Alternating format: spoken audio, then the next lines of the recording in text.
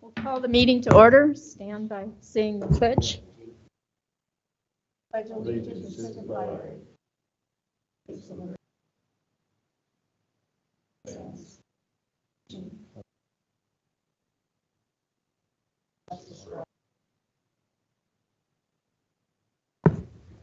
Good morning, everyone. Morning. Okay. First item on the agenda is the approval of the minutes from the last meeting. They were sent out to us a week or so ago. Madam Chairman, I move to approve as presented. Okay. Is there a second? Second. Motion by Commissioner Pelton, seconded by Commissioner Kleeman to approve the minutes from the last meeting. All in favor, say aye. Aye. Opposed, motion carries. Okay, the agenda, any additions? Commissioner Heiser? No. Commissioner Olson? The only thing I was wondering, I see we've got Robert Farabee with road structure questions, and then we've got the road structure discussion afterwards. Do we maybe want to switch them around so we can explain the road structure first and then see if he's got any questions afterwards? It's up to, what do you guys feel? Either way. Could all be at the same time. I'll be at the same Kind of time. the same time, yeah. Okay. Okay, Commissioner Pelton? No. Mr. Kleeman? No. Okay, I have Christina asked to be on the agenda about 11 o'clock regarding the Assistant State's Attorney position. And Kildare Ambulance had requested the payment for what the budgeted amount for 2025, and that's not on the bills that we have in front of us, so we would add that to the list of bills. Okay. Not anything else. Is there a motion to approve the agenda as amended? Madam Chair, I move to approve as presented. Second. Motion by Commissioner Heiser, second by Commissioner Pelton to approve the agenda as presented. Discussion. All in favor, say aye. Aye. Motion carries. Okay, we'll get started with the engineer reports. Carl.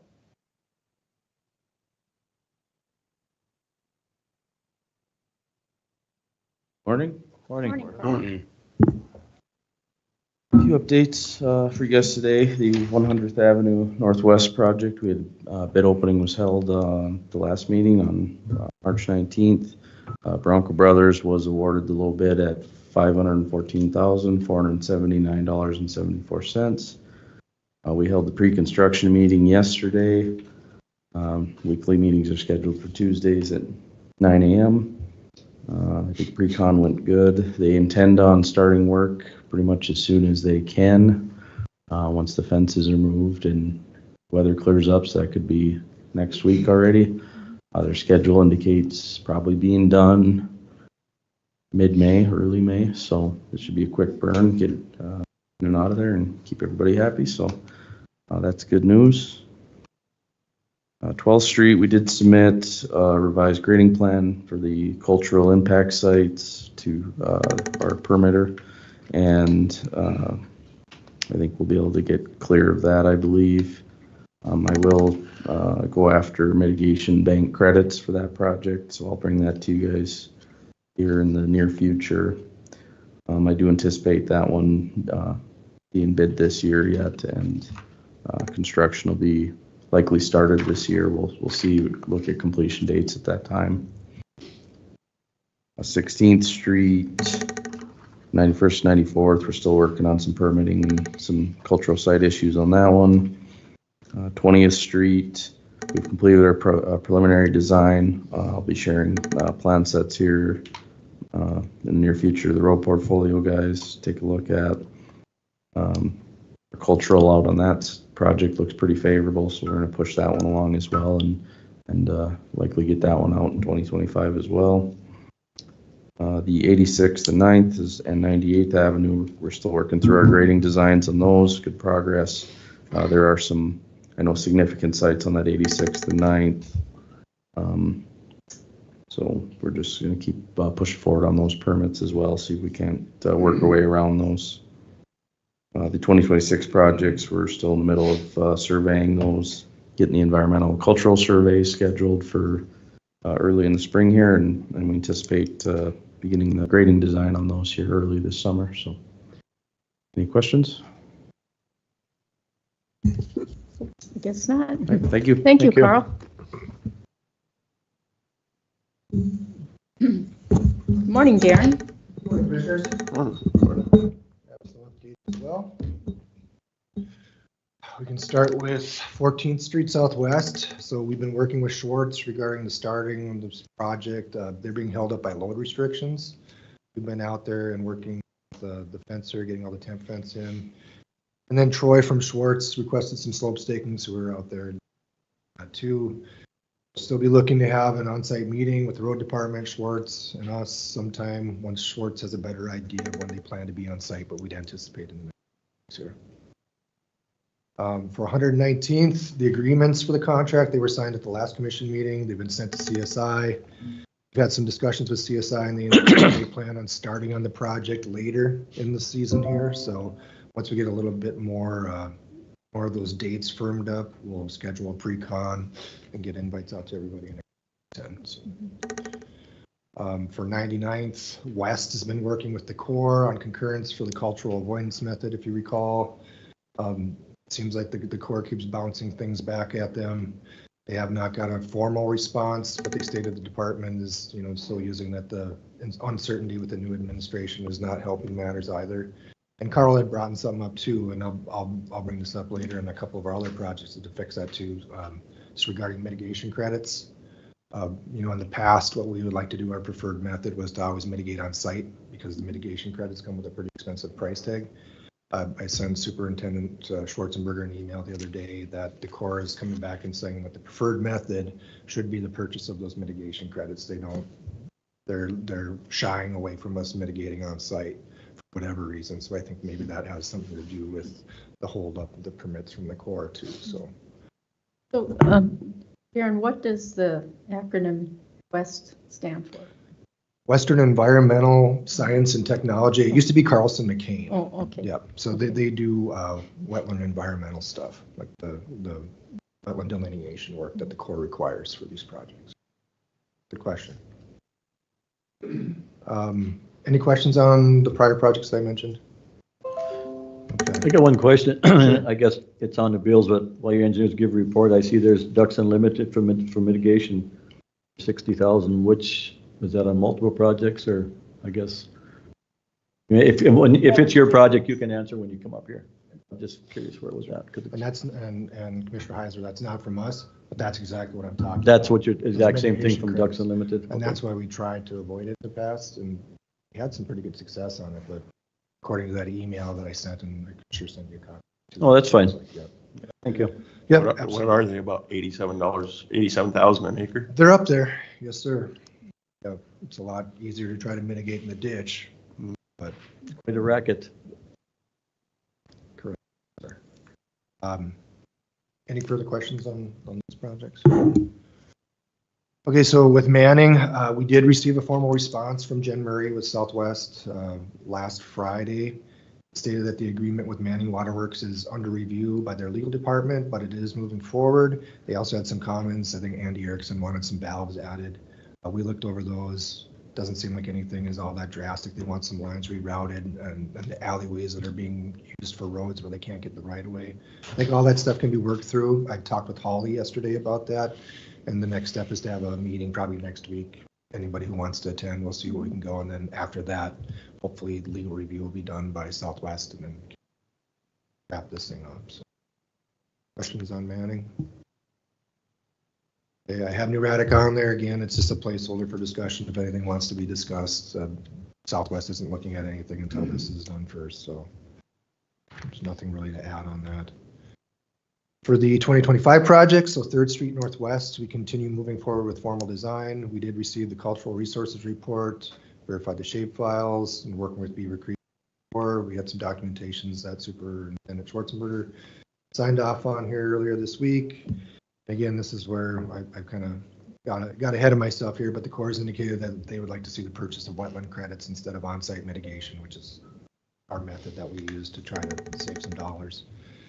So we're working with Ducks Unlimited to secure the credits, and we'll have this information at the next commission meeting. And we did supply preliminary sets. I'm not sure if anybody's had a chance to look at them. If anybody has anything to add, put that in prior to final design. The same thing is going to be said about 7th Street projects. We're moving forward with the final design. We submitted the core, and they're beating us up about on-site mitigation ones, credit purchase. Plans were delivered, and I guess if anytime anybody has or wants us to do some changes, we still have time, but I'll see what we need to do. So with them wetland credits, when we buy them, do you know where the new wetland gets put in at? Is it local or is it somewhere else? I think it's near the area, and Carl probably has a better understanding of that. We haven't purchased credits. I don't think we've ever purchased a credit for Dunn. We've always been able to mitigate it on site. Okay. But again, Carl?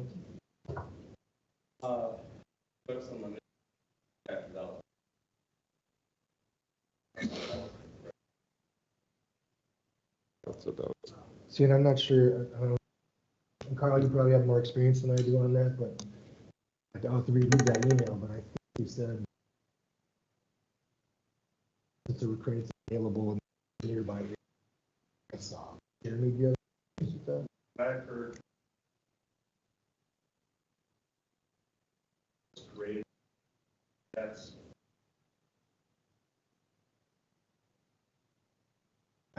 Could be, like I said, I don't have much experience in buying those credits.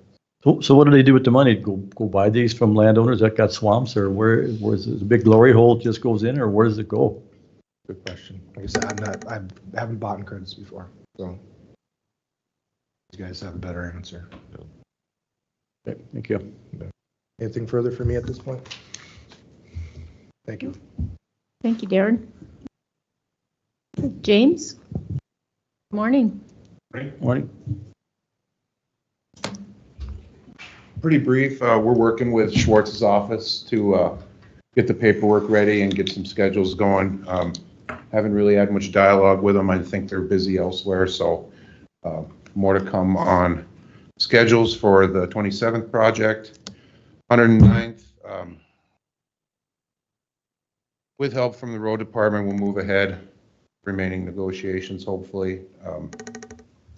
Plan set should be ready for their review next few weeks here. That one does not require any permitting, by the way. On south segment of 82nd, Corps has finished their review. We've got the 404 permit. We're looking forward to meeting with the road department to discuss the plan set and easement acquisition on that project. And on north segment, I gave Terry a set of plans, like a 65-70% review set of plans this morning. And we'll, again, look forward to working with the road department on any corrections and easement acquisition on that project. Any questions on those? No. All right. Thank you. Thanks, James.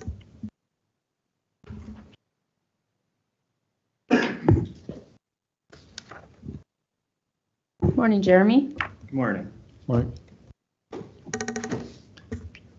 So I got a few updates on a few different projects. Starting with the bid opening today for 105th Avenue. It's a 6-mile project that ties in. The south end is on 25th Street, ties into a portion that was built last year. Bid openings at 10 o'clock for that project. Another bid opening we have scheduled, at least tentatively, May 7th, 10 o'clock for that paving project in the Dunn Center area. 4th Street to 98th Avenue. So that'll be bid 4 weeks, actually 5 weeks from today. 103rd, we're hoping we can get the last easement secured and hopeful for a May bid opening on that project. 3T Avenue over in the JR's industrial subdivision. We're anticipating a May 21st bid opening for that project. There's no core permit or anything like that that's required, so we can get that one out the door pretty quickly. probably the biggest project we're working on is 10th Street, 113th Avenue and 7th Street. That's kind of a 8-mile section of road west of 111th Avenue, and the Gilder Mountain area kind of goes back to Gene Harris is back there, and Wiley Bice and Richners are back there. We're hopeful of a May bid opening for that project. 114th Avenue, we met with the landowner, or one of them, I should say, in the last couple weeks, and we're redesigning a portion of it. I think they had good suggestions, so we're going to alter our design a little bit. We're actually out there today restaking the redesign area. Going to meet with that landowner. Hopefully we can gain favor with him and get him signed up. Earlier, I had indicated a May bid opening. Now I think we're probably into a June bid opening for that project. 97th Avenue, 11th Street to 8th Street, that's in the Dunn Center area. We have one easement that has 2 parties left. I think we're going to meet with one of the parties later this week, and hopefully the last one comes in shortly thereafter. So we're anticipating June bid opening for that 3-mile project. 104th Avenue from the county line, Dunn County line north up to 28th Street or Chicken Riddle Road. We're looking at August. Hopefully it's sooner than that, but you've got one out-of-town landowner that's doesn't have any issue with the projects, but it's just hard to coordinate with them, I guess. So we could go May or June, but I'm saying it's going to be probably August before we get that easement returned. Other BIA project, we've kind of put that a little bit to the back burner just because we have some other projects in line that are county projects and not necessarily BIA projects. But we're still hopeful to get that probably the next month or two. This update, I added kind of a separate category, and I'm calling them inactive design projects. And there's a list of them on there, 4, 5, 6, whatever happens to be. What I'd like to do is meet with Craig and Al as the road portfolio holders, kind of go through these projects individually and have them give us some guidance on how we should proceed. Some of them have core issues with SHPO issues, cultural issues, some are landowner issues, and how do we go forward? Do we split these projects up? Do we abandon them? Is there maybe a portion of the project we can do? But want to kind of get some direction because some of these, to be honest with you, are 2 or 3 years old that we've haven't really done a whole lot. To be honest with you, haven't billed any for any of that, but we're just kind of stuck in rut that we can't do any more on those projects. So I'd like to try to maybe the next week or two meet up with you two to go through those. As far as construction projects, we haven't talked about it a whole lot, but that 108M project was a portion of it was state funded last year. The DOT reviews all our final documents. That finally got complete. The DOT reviewed all our documents. Everything is good. So now the final payment will be issued to the contractor. That was Mark Construction from last year. So we haven't talked about it a whole lot, but we finally got the DOT to approve the final records. A project that was bid already that we kind of moved over to construction projects is the 119th Avenue and 22nd. Bronco Brothers was low bid at the last meeting, and Trace, we do have the contract, so maybe I'll catch you at break to sign those. Al, your comment earlier about the Ducks Unlimited, I believe that was one of our projects, and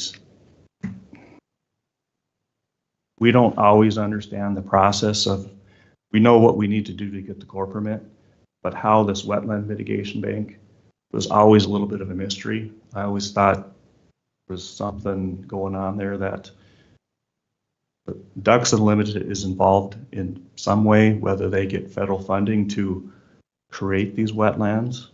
I don't really know that process. It's kind of behind the scenes, but that's what we have to do to secure the core permits. Either that or it's on-site mitigation. And on-site mitigation isn't always easy either, because then you gotta monitor it for usually like 5 years, and there's costs involved in that. So I don't know all the details, but that's kind of what we've been doing. You know, I've been down that road with the 5-year deal. You hire somebody, they do a document, and next year didn't do another document sometimes. You know, we think it's a lot of money to get this, but at least when it's there, it's done. Wash our hands of it, because like I said, on site, if you got to make sure it vegetates back, and it gets to be costly also. But I often wondered with this, how this whole Ducks Unlimited is tied in with this, and if we don't do this, we can't get this. It seems like our hands are tied in too many ways, but Right. maybe in my spare time I'll research it. Yeah, that would be great. And I think, Craig, you might have asked the question. I believe it's $85,000 an acre is what it costs to mitigate these.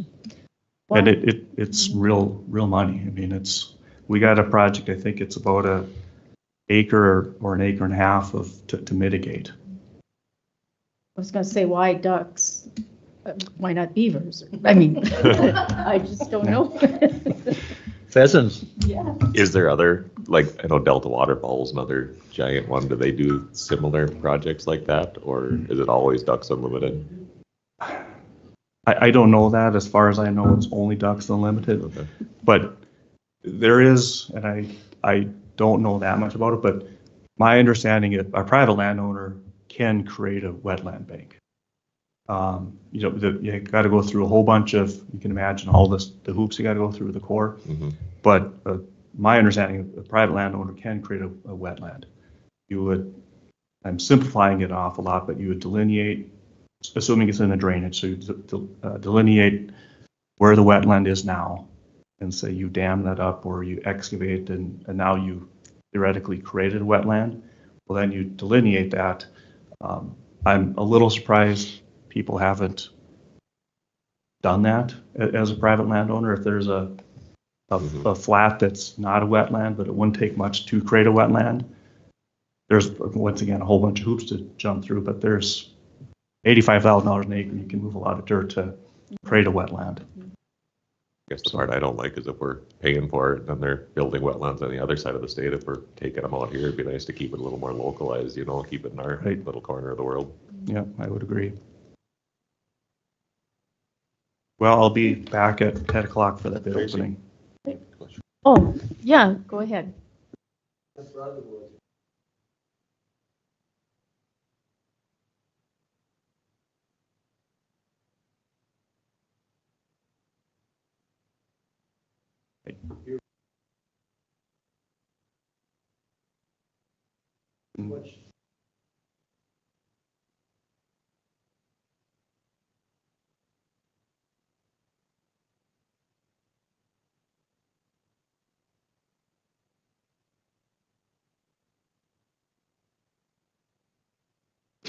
Thank you. Thanks, Jeremy. See you in a bit.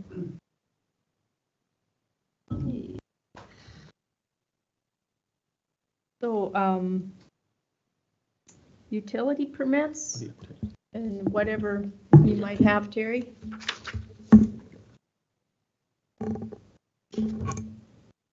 Morning. Good morning. Morning, Terry. I guess we got one utility permit this morning. It's from Garrett Lynn. It's for an electrical crossing from their place on the other side of the road. They need power, so I recommend approval for that. It's on 3rd Street right by there. Yeah, I'll move to approve the utility permit as presented. Second. A motion by Commissioner Heiser, seconded by Commissioner Kleeman to approve the utility permit, electric line for Garrett Lind. Discussion? Approved it. Yep. Dave approved the permit. Oh, who did I Motion. say? You said me. Sorry. That's okay. Commissioner Olson. Okay. All right. Any discussion? Not all in favor, say aye. Aye. Aye. Motion carries. Okay, and then April 14th, 15th, and we return the morning of the 16th is the that we'll be traveling out of state for. It's proved right, but just letting you know, we'll be What were the dates again? 14th, 15th, and returning the morning of the 16th. Do you need a motion to approve the out-of-state travel? I think That we was did already. Okay. Done quite a while ago. Okay. Just. And then I also have one more. On the end of the Gap Road, it goes to 111th Avenue that's paved up there. And that's been marked at 35, but make it the same as the rest of the Gap Road. We'd like a motion maybe to mark it all as 45 miles an hour.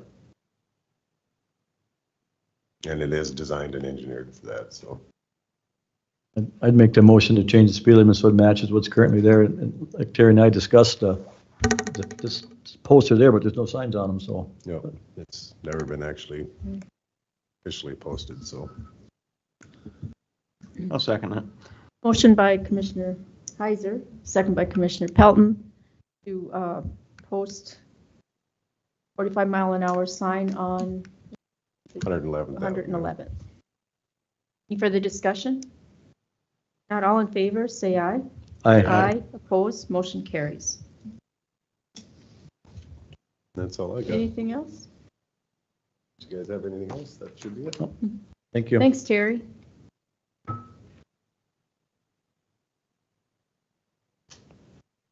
Office desks for road admin. Sally?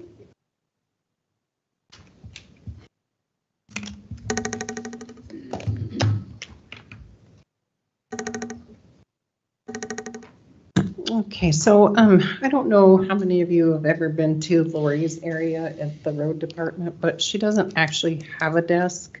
She kind of has a counter. It's not conducive to working 8 or 9 hours a day where she sits. It's not ergonomically correct. She doesn't, I think her feet dangle off at one point, and she does slide and kind of, you know, it's just a terrible thing. So in talking to her, I told her I would ask if we could get a desk unit for her for that area. Something that we probably should have done when we built that road department. But we did get a quote from Fireside, and this is for the, it's got the U-shaped desk, and it's got a cabinet or two for her storage in there as well.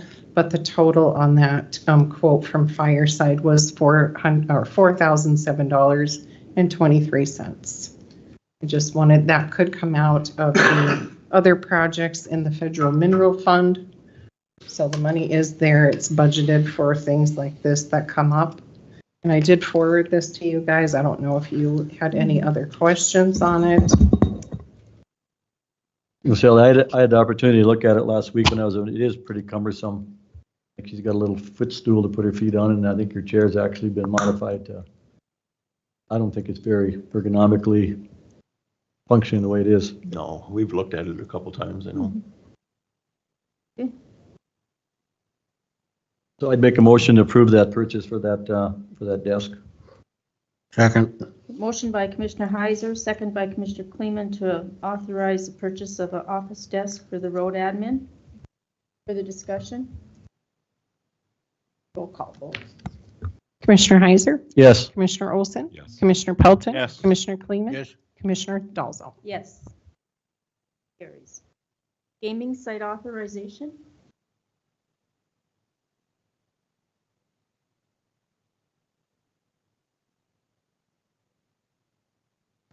Okay, so we have two gaming site authorizations. They're annual one that we do. The first is for the Killdeer Saddle Club at the Killdeer Rodeo Arena for raffles and Calcuttas. And the second is for the Doghouse Bar and Grill across the street. They do bingos, raffles, pull tab, dispensing of the prizes, sports, 21 and Calcuttas. And those are their annual gaming authorizations. We just need approval for those. Madam President, I'd so moved to approve the gaming sites. Is there a second? I'll second. Motion by Commissioner Pelton, second by Commissioner Olson. Approve the 2 gaming site authorizations as presented. Further discussion? Not all in favor, say aye. Aye. Aye. Motion carries. Sally, as long as you're on a roll, do you want to do the financial?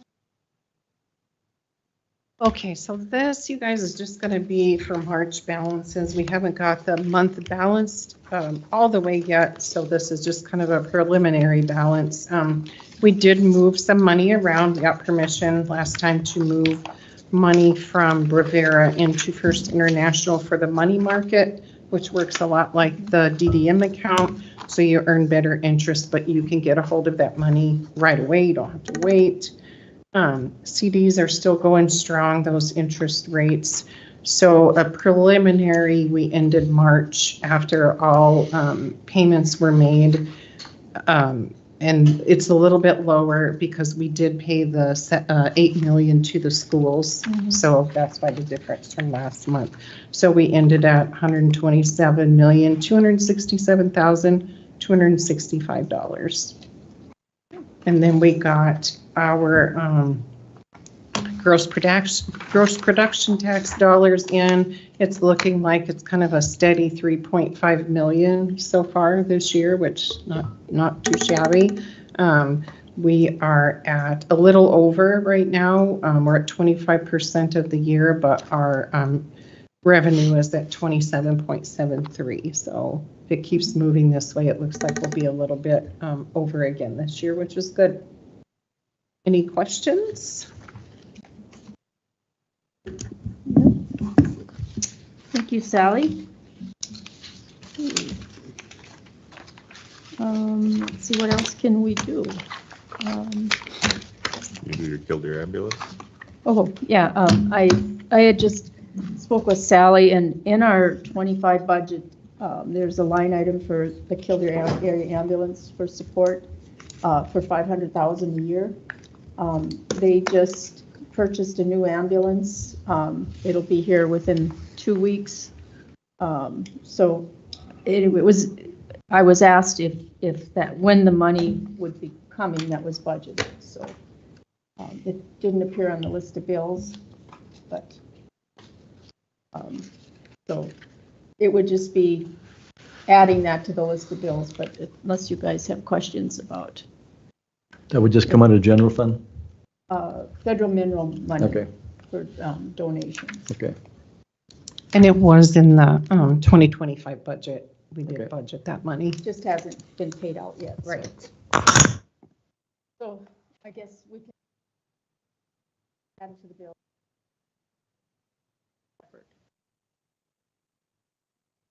I can move that we go ahead and pay the Killdeer ambulance the $500,000 out of the federal mineral. Motion by Commissioner Pelton. Is there a second? Second. Second by Commissioner Olson. Any further discussion? Not, roll call vote. Commissioner Heiser, Yes. Commissioner Olson, Yes. Commissioner Pelton, Yes. Commissioner Kleeman, Yes. Commissioner Dolzall. Yes. Motion carries. Madam Chairman, we had that meeting in Halliday last night with the Halliday ambulance. And just keeping you back in your mind, they are looking at a new ambulance too. They were going to do some fundraising and see what they needed yet. That sounds good. So they might be in later. Was there any discussion about how they have to become their own ambulance district separate from the fire? Yeah, That's they're going to do that and then they're going to contract to the fire district. okay. Yeah, I was just wondering where that was at, because I know Sarah had mentioned it, and They sat their board up last night. So, okay, good. Okay. Why don't we take a break? We've got a little time before our bid opening. So it's 9:34. Our bid opening is at 10 o'clock. Oh, Whenever, if you guys want. yeah, go ahead. Okay. What's that? Do you want us to present on the cleanup? Sure. Before Can break? you're all here? Sure. Yeah. Let's do that quick. Not, I don't mean quick. You don't have to hurry. No, that's fine. It won't take long.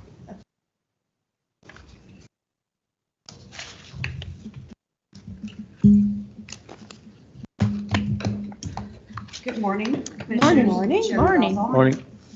Morning. We are here to talk about the Dunn County Cleanup Week. For those of you that are new, I first came to the commission in 2019 to establish a cleanup day. That was right after we did the remodeling and the addition to this building. And, you know, we leave a very large footprint here in the county, or in Manning, I should say. So the commission approved a cleanup day, and annually we try to do it on Earth Day, or kind of in that area. And we just focused on the area of Manning, the town of Manning, and then going north a mile and south a mile for cleaning up. But so that we're on our 6th year now. I think the only year we didn't do it was when COVID hit. I think everything kind of stalled out. We had bad weather and we didn't do it that year possibly. But as of last year, thanks to the hard work of Loanne and Sarah, it became a cleanup week, and we've included all the communities. So I just wanted to give you a little background, but Loanne and Sarah can give you the rundown on what we're going to be doing. Sure. I'm not going to go over the details of the entire schedule, but I kind of laid it out for you. That could change a little bit, but I've confirmed with all of the cities on dates and times that will work for them. So hopefully that works out. We do need some supplies to be able to conduct the cleanup week, just general supplies, such as we did order some posters to be able to hang up around the different communities, and those should be here shortly. And I plan to get those out early next week so we can get volunteers and let people know about the cleanup week. I think last year we did have some community involvement, and it helped like with having those posters out there. And I think the word is spread that we're not only doing Manning now, that we're doing all the other communities. So I expect our volunteer efforts to go up. We came up with an idea to get t-shirts for our volunteers. I think it just looks good, a little token of appreciation for them. So we designed an Earth Day t-shirt. I'm calling ourselves the Litter Legends. Pretty unique. Yeah, Dunn County Legendary fits with it. I just kind of put the design on there. We're going to have that Earth Day logo on the front and then Litter Legend on the back of the shirt. And we're just going to order 75 shirts is what we would like to do, and just a variety of sizes. I kind of just went through in my head of like the courthouse employees, the main employees, commissioners, things like that, and rough size of what I thought people might want. And then I just added some additional ones for our extra volunteers, road department members, things like that. So we're going to do 75. It'll kind of be like at a first come, first served basis. And if you volunteer, you get a shirt. And so lunches, we always do a potluck with the cleanup day. And last year we did that on our first day on Monday when we do Manning. So I think we have the largest participation that day. A lot of our courthouse employees volunteer for that day. It's just easier for them to step out for a couple hours, and we can make sure that the courthouse still has the coverage that it needs. On Monday, I'm asking for, included in our funds that we're going to ask for, just to pay for the lunch meat for Monday. And then we'll do potluck for the other stuff. And I thought we could just go, cash-wise, we're shop somewhere. I'll get some pricing and get some meat trays. So it's just a variety of lunch meats on there. We're going to do a build-your-own sandwich potluck like we did last year. It's quick and easy. And I've got a sign-up genius made that I'll get sent out, and we'll get the other items, the salads, desserts, and buns and all that stuff donated by employees. General supplies that we need, garbage bags and gloves, hand wipes. I know last year we didn't have those, a lot of them, as we ran out quickly. So I wanted to make sure we have a sufficient supply of hand wipes, because we do take a break, eat a snack. We pick up some yucky stuff. So. And hand sanitizer. So that's just some general supplies. And water, I was able to get donated by Western Choice again. I told them we need probably like 10 to 15 cases of water. They're very generous with that. I've been in contact with Brown Distributing, and I've got a request sent into them to get snacks donated. Just individually packaged snacks we had carried around with us last year, so we can offer a little snack to our volunteers. So, and kind of everything that we think we'll need for the week, I guess we're asking for $2,000, and we can decide what funds we want that to come out of per Sally. I think that should cover everything, and we may not even need that all. What else here? So we're also looking, maybe Loanne should talk on this part. No, you're fine. Go ahead. we're looking for the flowers to get planted like we did last year. Also, and we hope that all of you will, we encourage you all to try to help us. We're looking forward to your areas being in particular that you guys will come in and join us and clean up with us at least for a few hours.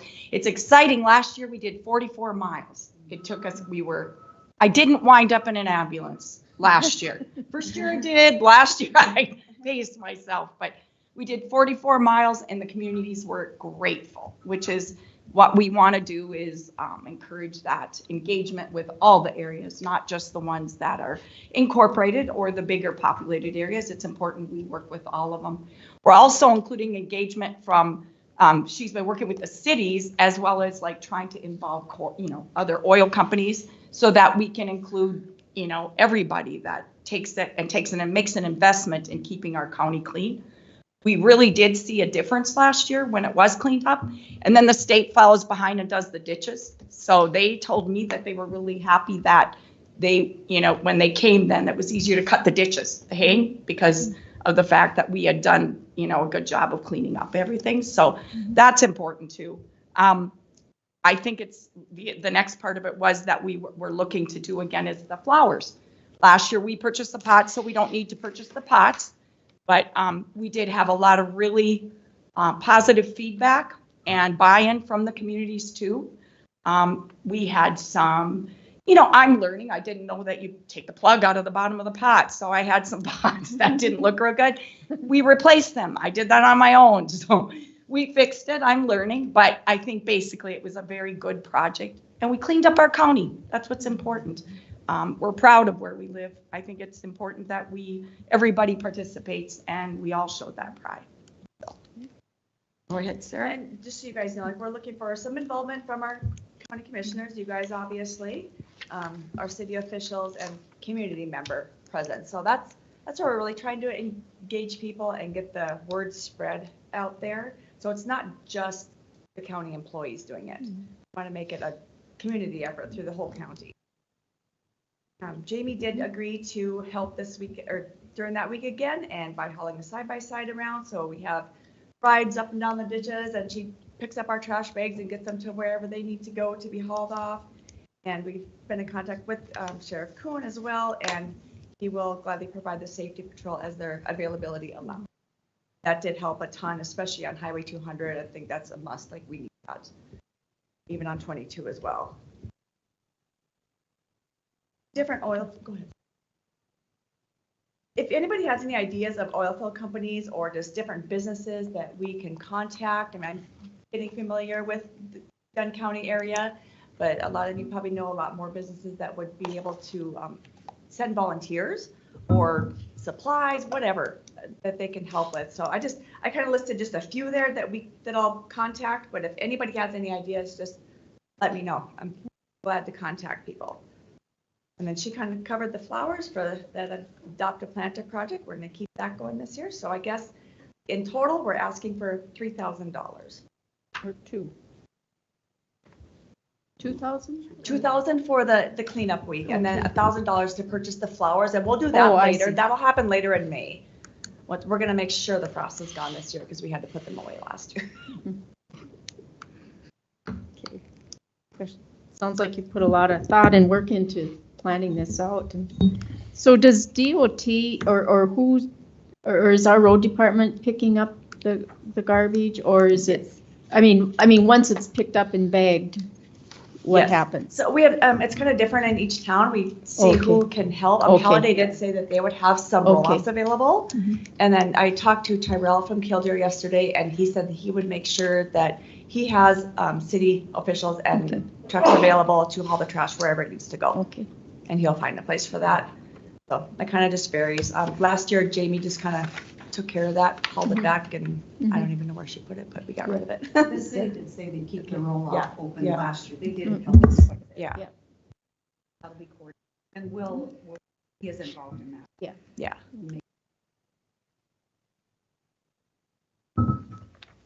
Madam Chair, I make a motion to approve for the meeting that you need for the cleanup.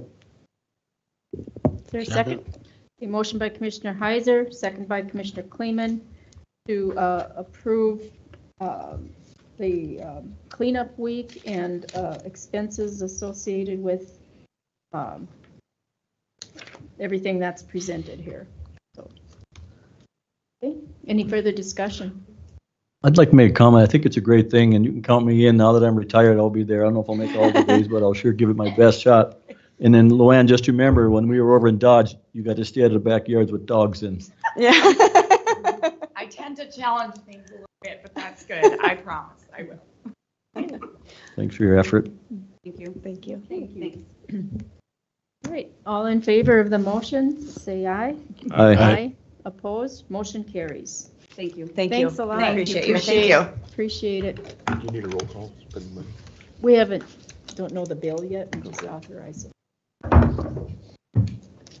Okay, we'll take our break and be back at 10 o'clock for bid opening.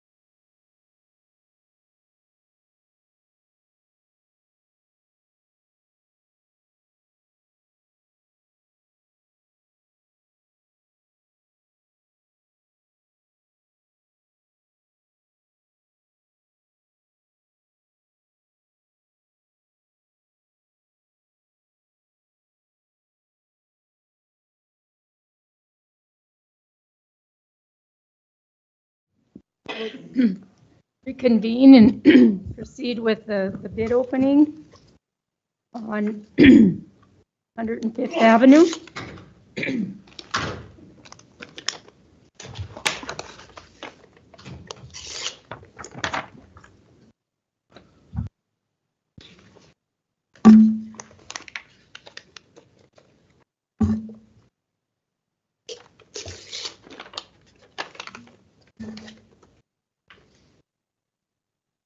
Okay, good morning. Our first bid was from Great Tech Company. Total all bid items, $2,125,107.67. $2,125,107.67.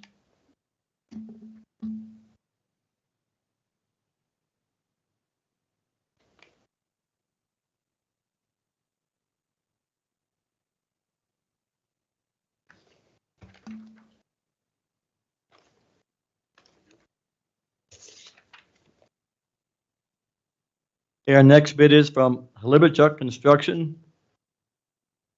Total all bid items, $1,859,047.95. $1,859,047.95.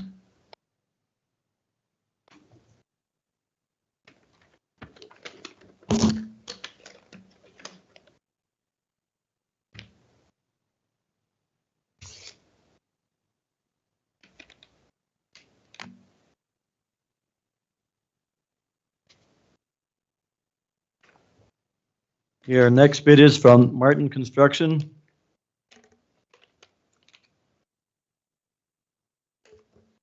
Total all bid items, $2,212,995.06. $2,212,995.06.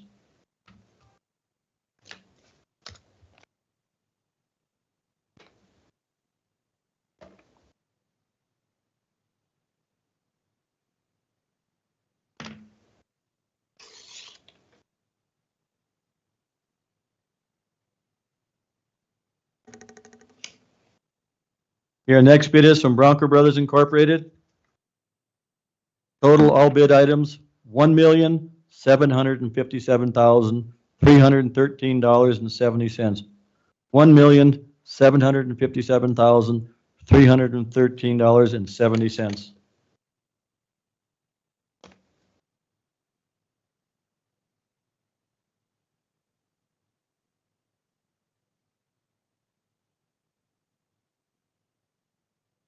Our next bid is from Jensen Brothers Construction Incorporated.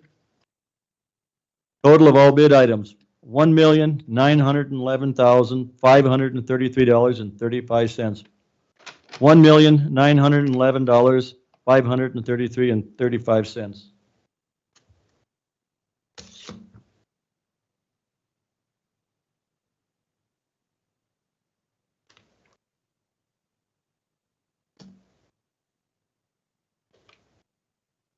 Okay, our next bid is from Central Specialties Incorporated. Total of all bid items, $2,181,877.59. $2,181,877.59.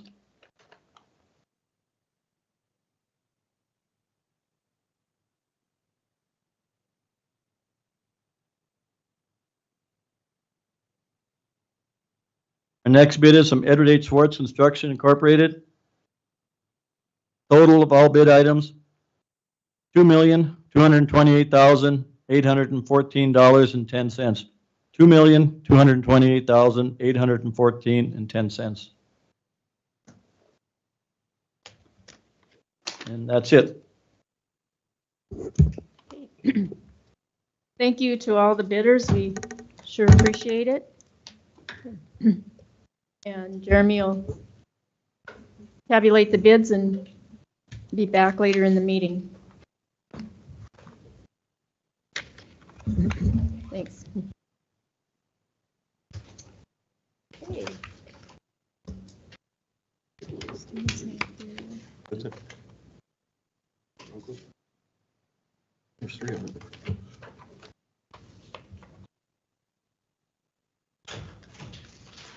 Agenda. Is Desi, are you able to?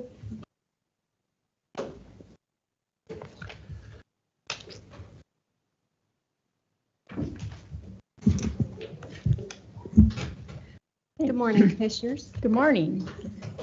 Yesterday, I did send out a proposal to all of you via email, and I also supplied a paper copy at your chairs today. And what that proposal consists of, why I'm here today, is to request to add an additional person to the HR department. I'm happy to go through that proposal line by line if you wish. And also, I'm here to answer any questions you might have.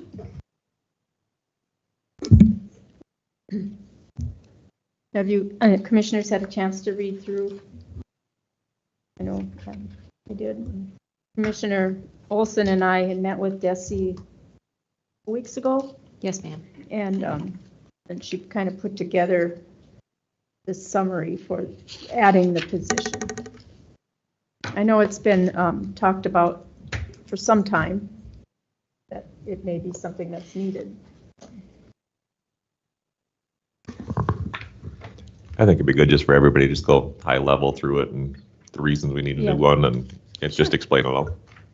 Sure. Okay. So as Chairman Dolezal said, I have been speaking to my portfolios over the last 2 years about my department and the duties and responsibilities that it has.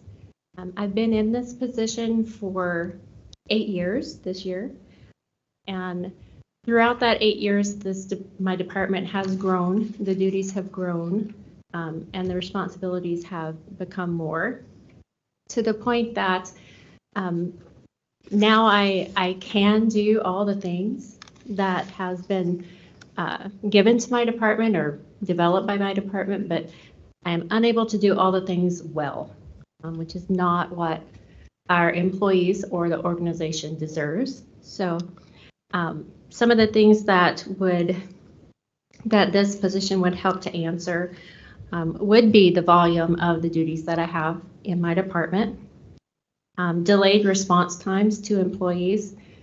Sometimes it takes me longer than it should to get back to people and help them with their issues. Compliance training is something that is lacking over the last couple of years, just for lack of time to develop it and bring it out to everyone. Employee engagement from my department has declined over the past years due to time and being able to get out and about. This position would be able to help with that. My opportunities to participate in strategic level HR initiatives. I have to be careful what I take on, just so that I can give those initiatives 100% of what they deserve. And as our workforce moves forward and our HR function becomes more, it is going to be an impossibility for one person to do that. I did also include a job description in the packet that I gave to you, as well as a career path for that position, looking at the succession planning piece. I would want to, or I would request to bring in an HR coordinator, which is more of an entry-level position. And then that career path would move on as that individual learned more and got more education to an HR specialist, then a generalist, and then eventually have that person prepared to take the HR director role down the road. I also included in the proposal the estimated cost. There is a range for salary at the entry level. So I included the salary, the range of benefits. That's also a range due to, I wouldn't know if that individual would be single or married, that kind of thing. An estimation on software costs, because things would need to be purchased, like computers and such. I did also put in recruitment cost, just so that it was there in case it was needed. Generally speaking, for administrative support positions, those get a good response when you post those jobs, so it would likely not be needed. And Okay, thank you, Desi. I guess what comes to mind is the succession planning piece. I mean, HR, that department, it involves so much in employment law, and I guess we want to be sure that in the event Desi wins the lottery and leaves, I don't want to say the get hit by the bus thing, but no, I think the succession planning piece of this is very important. In fact, it's part of our strategic plan for departments. So I think, the HR department has grown significantly over the years, roughly 100 employees. And the HR Human Resource Management recommends one HR position for every 50 employees, depending upon industry needs. No, I appreciate what you put together here. I think it does shine light on the fact that it's something that I think is needed for an organization our size. What do you feel the timeline would be if this is approved? So, I mean, ideally, I would be able to go ahead and move forward with trying to post and recruit for that position. If that were approved, I would need to ask for an amendment of my budget at approximately $30,000. The latest in the year that I would want to begin to recruit would be fall, because once you start in the fall, then you have holidays and all of those things that come into play after that in order to have someone ready to go after the first of the year.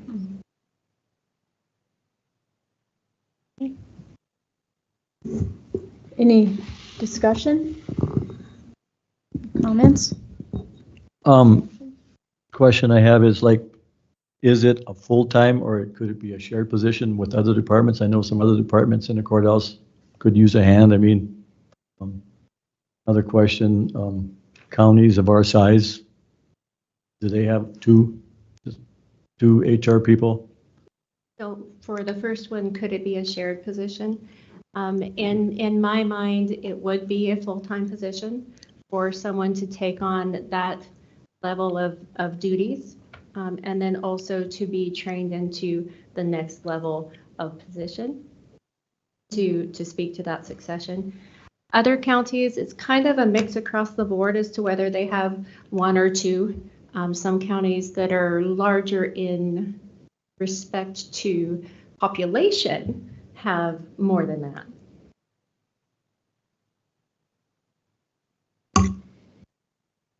My only concern is as time goes on, we're very grateful to have the income we have today. Let's say down the road, our revenue gets cut down. How do we feed, keep supplying wages and everything else? That's been a concern of mine. We was back in 14 when the oil went way down. So that's my concern is to be able to keep functioning if, let's say, if oil drops down and our revenue takes a drastic decrease, so. And that is a question that we have all been discussing since 14 and before of what do we do with staff levels should revenue decline, and those are things that all organizations would have to address. Yeah, I believe that's the reality always, and that should those circumstances arise, then we'd have to look at reduction in force. However, and if that happens, it would probably be across almost all departments. I don't think we can sit here and go, what if? I think we need to kind of deal with what our situation is now. So this position wouldn't be able to be a part-time? No, sir, not if the overall goal is to have that that position grow and develop with the department in an effort to have that succession plan in place. So at this moment, just to put some time frame around it, if I'm to continue on at the county here, I would be eligible to retire in 12 years. And 12 years seems like a really long time when you're sitting here waiting to retire, but it's not a long time to get someone trained in to take over all aspects of HR and county government. We're very different from the public sector. I mean, I'm sorry, from the private sector. Yeah. I guess the other thing I'd add, Desi's our HR director. She's also risk manager. Yes, ma'am. And wellness coordinator. Yes, so ma'am. there are those positions all in one, not just the HR department. Yes, ma'am. So I guess I checked, and out of the counties in Dunn County, there's only 22 of them that do have HR. There's actually, across our 53 counties in the state, Right. we're up to 15 full-time dedicated HR directors. That does not include their staff, just the director level. Other counties that are smaller share the HR responsibility. Generally, the auditor gets that.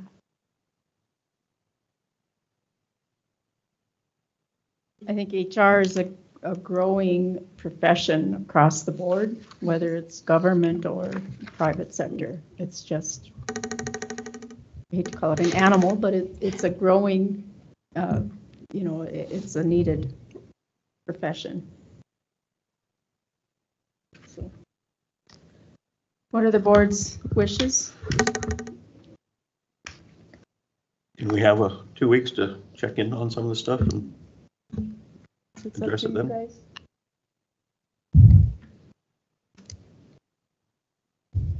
You okay with that? Is that a motion? Yeah, I'd move that. Table? Yeah. Motion by Commissioner Pelton to table, Second. second by Commissioner Kleeman. Any further discussion? All in favor, say aye. Aye. Motion carries. Thank you. Yeah. Thank you, Thank you. Desi. Appreciate it. We took care of cleanup week. HR.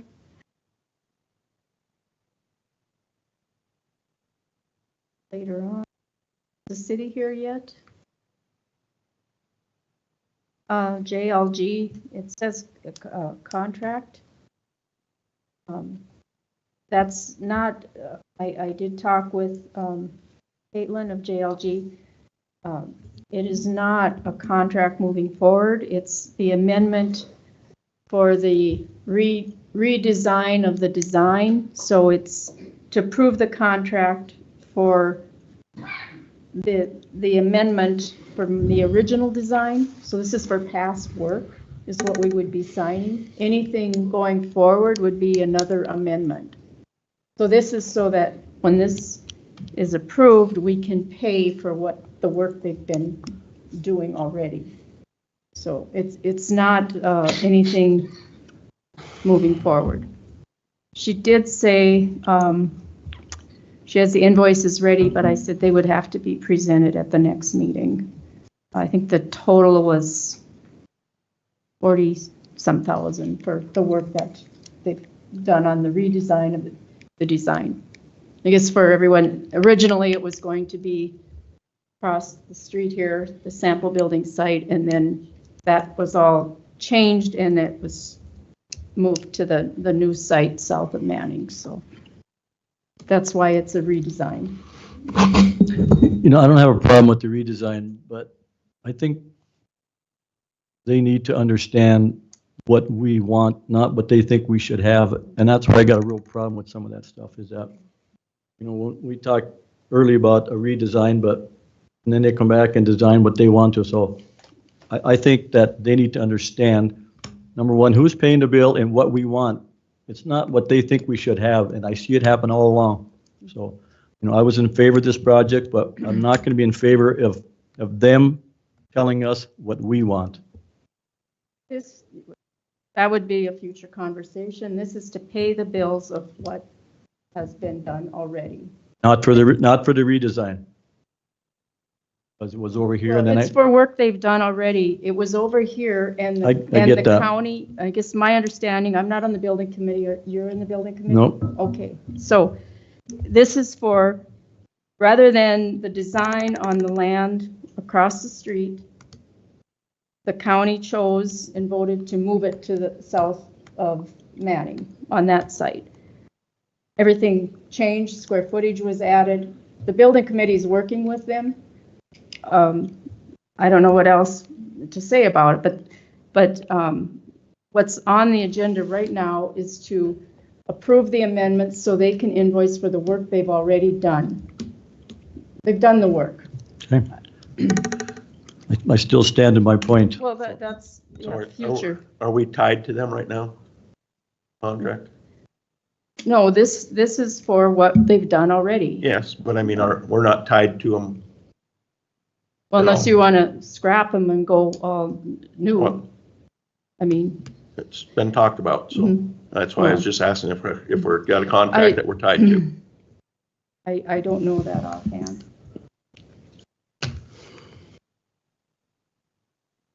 I guess if they did the work and we owe it to them, I'll make a motion to pay the bill for the work that they've done.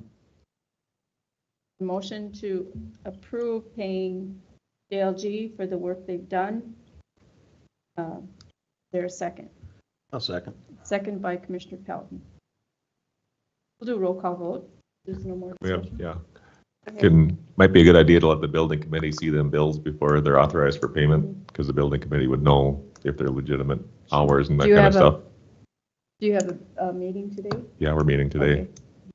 So I guess motion to approve on the stipulation that they're approved by the building committee. I can amend my motion to that, if they're approved by the committee. Second by Commissioner. Any further? Not roll call vote?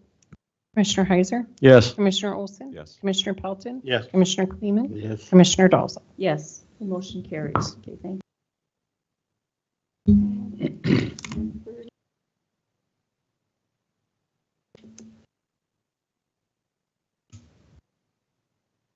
Guess we'll take a break, unless Jeremy back? Nope. Want to take a look at the vouchers? They were sent out yesterday or the day before, yes.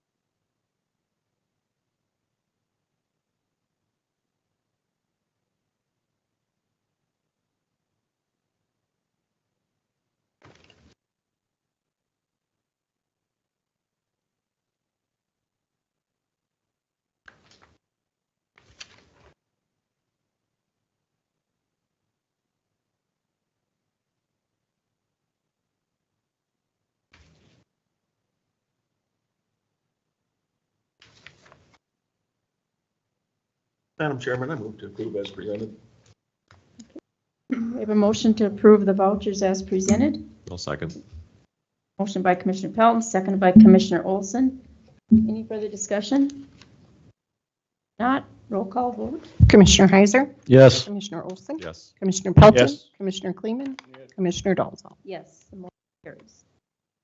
Okay. Take care of right now.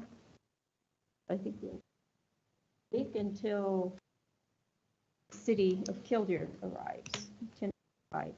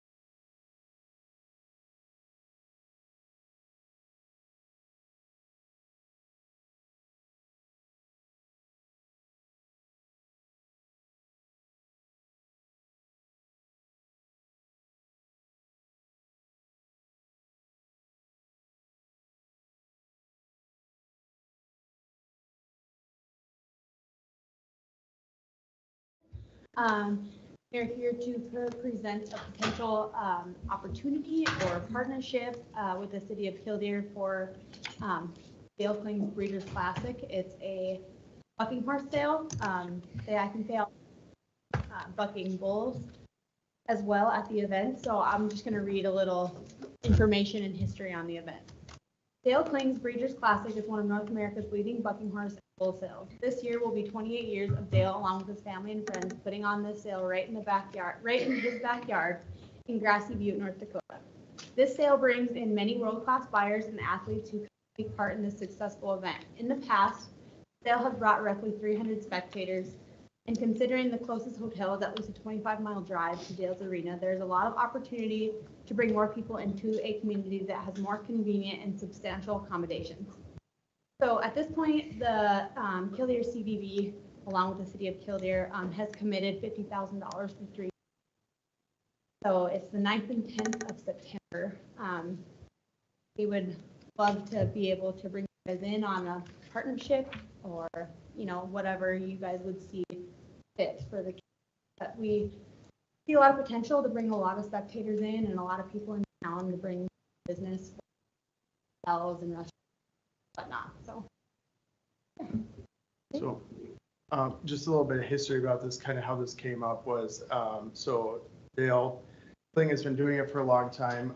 He has expressed he's come and talked to us, and he'd be willing to come and talk to you guys as well if this is something you want to think about. But he's essentially in his property in Grassy Butte, he has essentially hit the wall in how big he can get it to. So he was looking to expand. He had an opportunity to move it down to Rapid City, South Dakota. We had heard that. We started having conversations with him and started talking about potentially want to move it to there. So that's how this whole process got going. I'll be able to keep it local and keep the business in the area if we can, rather than he got a pretty substantial offer from Rapid City, so he would like to see it stay here as well. Any questions? I guess. So it'll come to Killdeer, not Grassy Butte. Correct. And this, the city has committed $50,000 For 3 years. for 3 years, okay. And that helps him with putting it on, right? Putting it on, incentives to get more people to come and more athletes to come, more buyers to come watch as well. The question I would have is, is it nonprofit for the county? How would the funds go from like park board, donate county tax dollars to something that's probably just, I'm sure he doesn't have a 501c3 nonprofit status. So I think it's a great idea, but I'm just wondering how our funds, without being scrutinized, where they could come from. I'm just asking that question.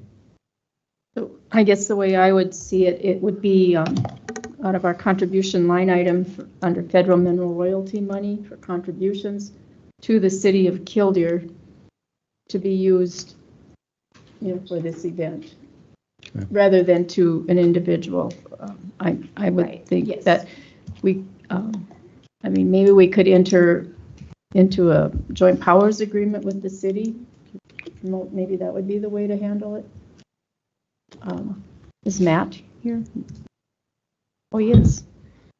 Oh, He was here.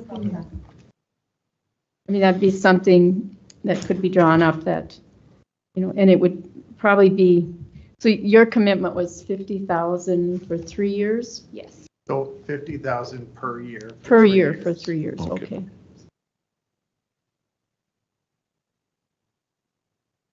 Is that the amount that you're thinking from the county as well, or just whatever we are able to? Just whatever you would be able to. We realized there's a grant form that we didn't have filled out for today because it's very open-ended as far as what that looks like. Sure. Is he here? He is. Would you like me to get him? He's in a food pantry meeting, but I. Oh. I can't. No, well, that's all right. I think, He's up next anyway. What's that? He's up next anyway. Okay. Oh, yeah, he's on here as well, yeah.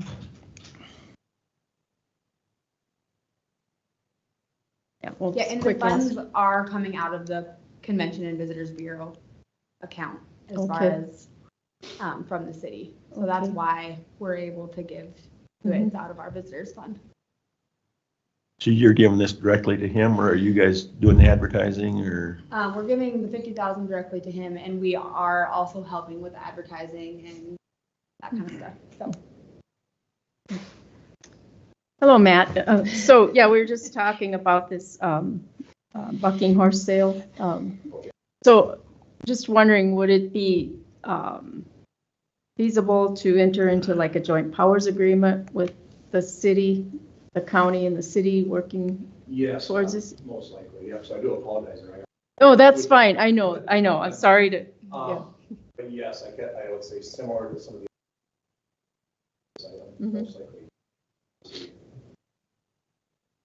Right. Opinion, most likely not. No, I think it's good bringing, people in. That's always good, and having events. I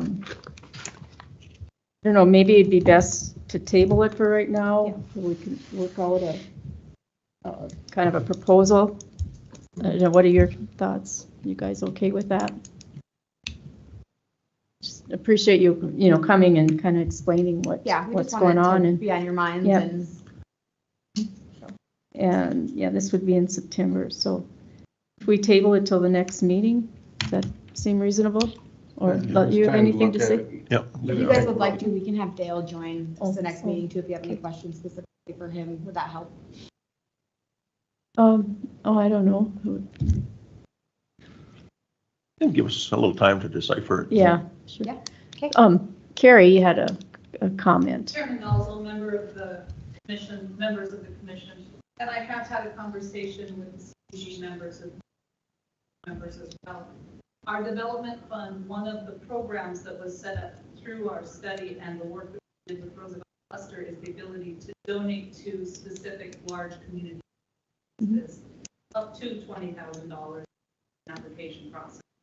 So know that is a possibility. Well, those decisions are always board decisions, but something that's well thought out and a benefit to the community. Can't imagine that they wouldn't entertain the request.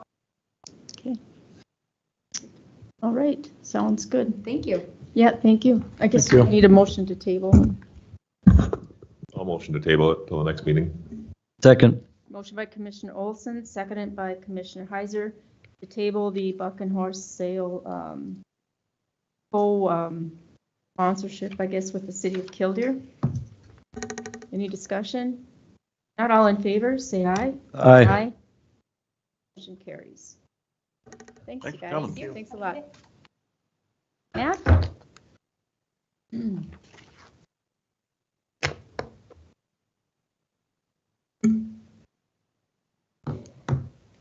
Good morning, Commission. Morning. In case, for introductions, of course, I'm Matt Oss, City Administrator Auditor for the City of Killdeer. I believe I've met all of you except for Commissioner Hyder, so good to see you, sir. Thank you. Observed what you did in Stark You County, too. great work. And thank you for everybody on the board here currently, and I promise I'll keep the kissing up to a minimum. So we have a couple items here. First, I do apologize, Chairman Dalzell. You don't mind if I jump around a little bit as far as our listed? Go ahead. It was a fault of my own, nothing on this side, so.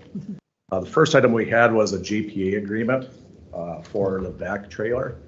Public Works Superintendent Cameron DePeralta has been working with your road department as far as this item's concerned. We discussed, so I imagine, right, Commissioner Pelton, you're aware, discussed different options there, last couple of months as we've recently got a new trailer.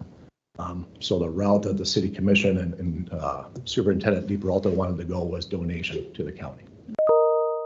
So we do have a joint powers agreement, like Chairman Dalzell, you mentioned before, for different items here available. I do have the signed copy that was approved on the city commission side here on the 31st special meeting. So would be recommending as we approval on that item. So of course, the road department's been, great to work with on our side. Has certainly helped out Cameron and Greg before on different items here as they come across the town. So certainly thankful for what they've done there. Are you excited about this, Terry? Yeah. Better than a shovel, right? Okay, so look for a motion to approve the joint powers agreement. I so move. Second. Motion by Commissioner Olson, second by Commissioner Pelton to approve the JPA agreement for a vac trailer with the city of Killdeer. Any discussion? If not, all in favor say aye. Aye. Aye. Motion carries. So this is one case where we hope it sucks. Right? I can't beat that, Tracy. Yeah. So our next item we would have here, and I'd defer, to, Commissioner Olson on certain items here too, and if we have, I don't know if we have Jeff Fair or Stopper here. So recently, the city of Killdeer has been looking at different recreational opportunities. I'd say obviously the county is the same here, so I'm really excited with what across the board. One item that we were moving with, a couple months ago was a shooting range and trap shoot range. Mm-hmm. So working with Jeff Fair and those involved as far as the trap shooting is concerned. Commissioner Olson's been a great help on that. And then we also have a shooting range as well, too. So that should be having 100%, cross all the T's, dot the I's and that sort of thing. But that's a short range shooting range on the northeast side of town themselves, and you're going to, see a public component. So again, I haven't crossed every bridge on that yet, but most likely we're going to have a good thing there. Trap shooting range, right? So we've seen a lot of interest, that we've been made aware of here the last couple of years as far as trap shooting across the board. Archery, right? Everybody's probably seen something on the archery side of it. Kids, grandkids, you name it. So a lot of interest there and a good recreational component here moving forward to the city, but the county itself. So last week we had a couple site visits as far as potential areas that an archery range could be in a building for archery sportsman launch type item. Did visit, you should have in front of you some general information regarding the ConocoPhillips building, which is on the northeast side of town. You're looking at 10,400 square feet for that building and roughly 11.42 acres total. So we had that piece we were looking at. We also did look at the Elite Cabinets building on the southeast side of town too, but with that group present, we did have Commissioners Logan Wallace and Greg Nordson on those site visits as long as Cameron Deeperalter, our Public Works Superintendent, and myself. As far as those site visits are concerned, that particular building wasn't meeting that archery item type component. So the group's recommendation coming forward from those meetings was looking more closely at that ConocoPhillips building. So we've had initial discussions with their representatives, their realtor, as far as what that building would go for. Right now, their current standing offer would be $1.3 million. So what we came back with the city commission here on Monday at the March 31st special meeting was if the county would entertain a 50-50 essentially cost share regarding the purchase of that building. Very, again, very positive from the city commission side, moving forward, but obviously wanted to, see what the county commission, what their thoughts were, what you. And then a second piece too that they wanted mentioned as well is that we're looking at additional land on top of that land and building. And there's a west 9.89 acres owned by a different, Rodeo Ridge OLP there. That's been, after development hasn't had anything on it, that sort of thing, looking at possible additional land. That's part of the discussion, obviously, but that's also a side offer, side purchase type thing with two different owners there, of course. So wanted to get your thoughts on that as well. Yeah, I guess my thoughts, I was out there and toured all the sites or whatever. That Conoco building, it's a real nice building, steel structure, in-floor heat, tall ceilings. It's got cameras, sprinkler systems, all the stuff that you'd be looking for in a building. I mean, I don't think you could build that building for what they're asking for it, honestly. So I think that's a great opportunity for the kids with the archery program and stuff. I've been approached by somebody else that would like to maybe start the 4-H archery program up if we were to.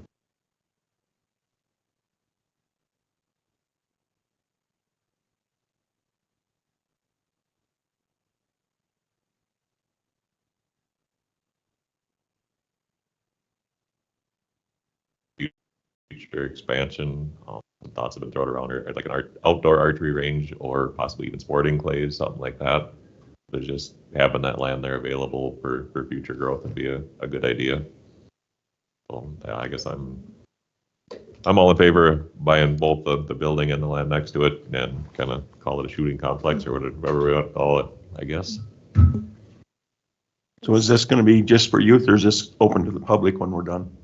I think this is open to the public when we're done, is the way I see it. And I was going to say, I mean, Commissioner Pelton, to add on to that item, I think that's an important thing to distinguish moving forward, similar to the shooting range. Like I said, we haven't got the full go-ahead on the city commission, but I'm very confident in saying that's going to be a public shooting range, right, that sort of thing. So, and then add to a little bit as well, the city did approve the purchase of the new trap shooting machine there as well. So that should be coming in here, I believe, Mid-May, I think is what Jeff said, yeah. So, I mean, we did get that going as well, so that's going to be exciting for them as well out there.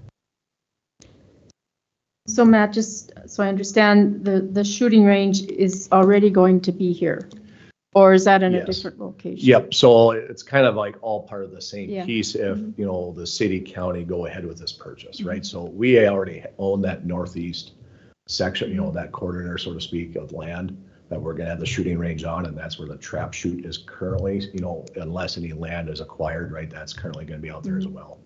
So that's what we're looking at currently, obviously with the potential of this land building purchase and, you know, additional land that would change. And so shooting to the west isn't endangering people to the west, right?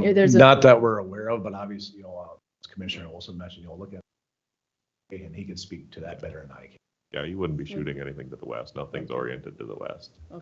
And then with the way they've got the rifle range set up, they were going to put up high berms all the way around it, three-sided, so that any rifle pistol shooting would be inside them berms, you know. I'll admit, when this first came up, my first question was, we're not going to be hitting Ben Murphy's cattle to the east, right? Yeah. So, you know, pretty important stuff, obviously, for anybody there. So, yeah, that's why we're going through this whole process as far as building that up.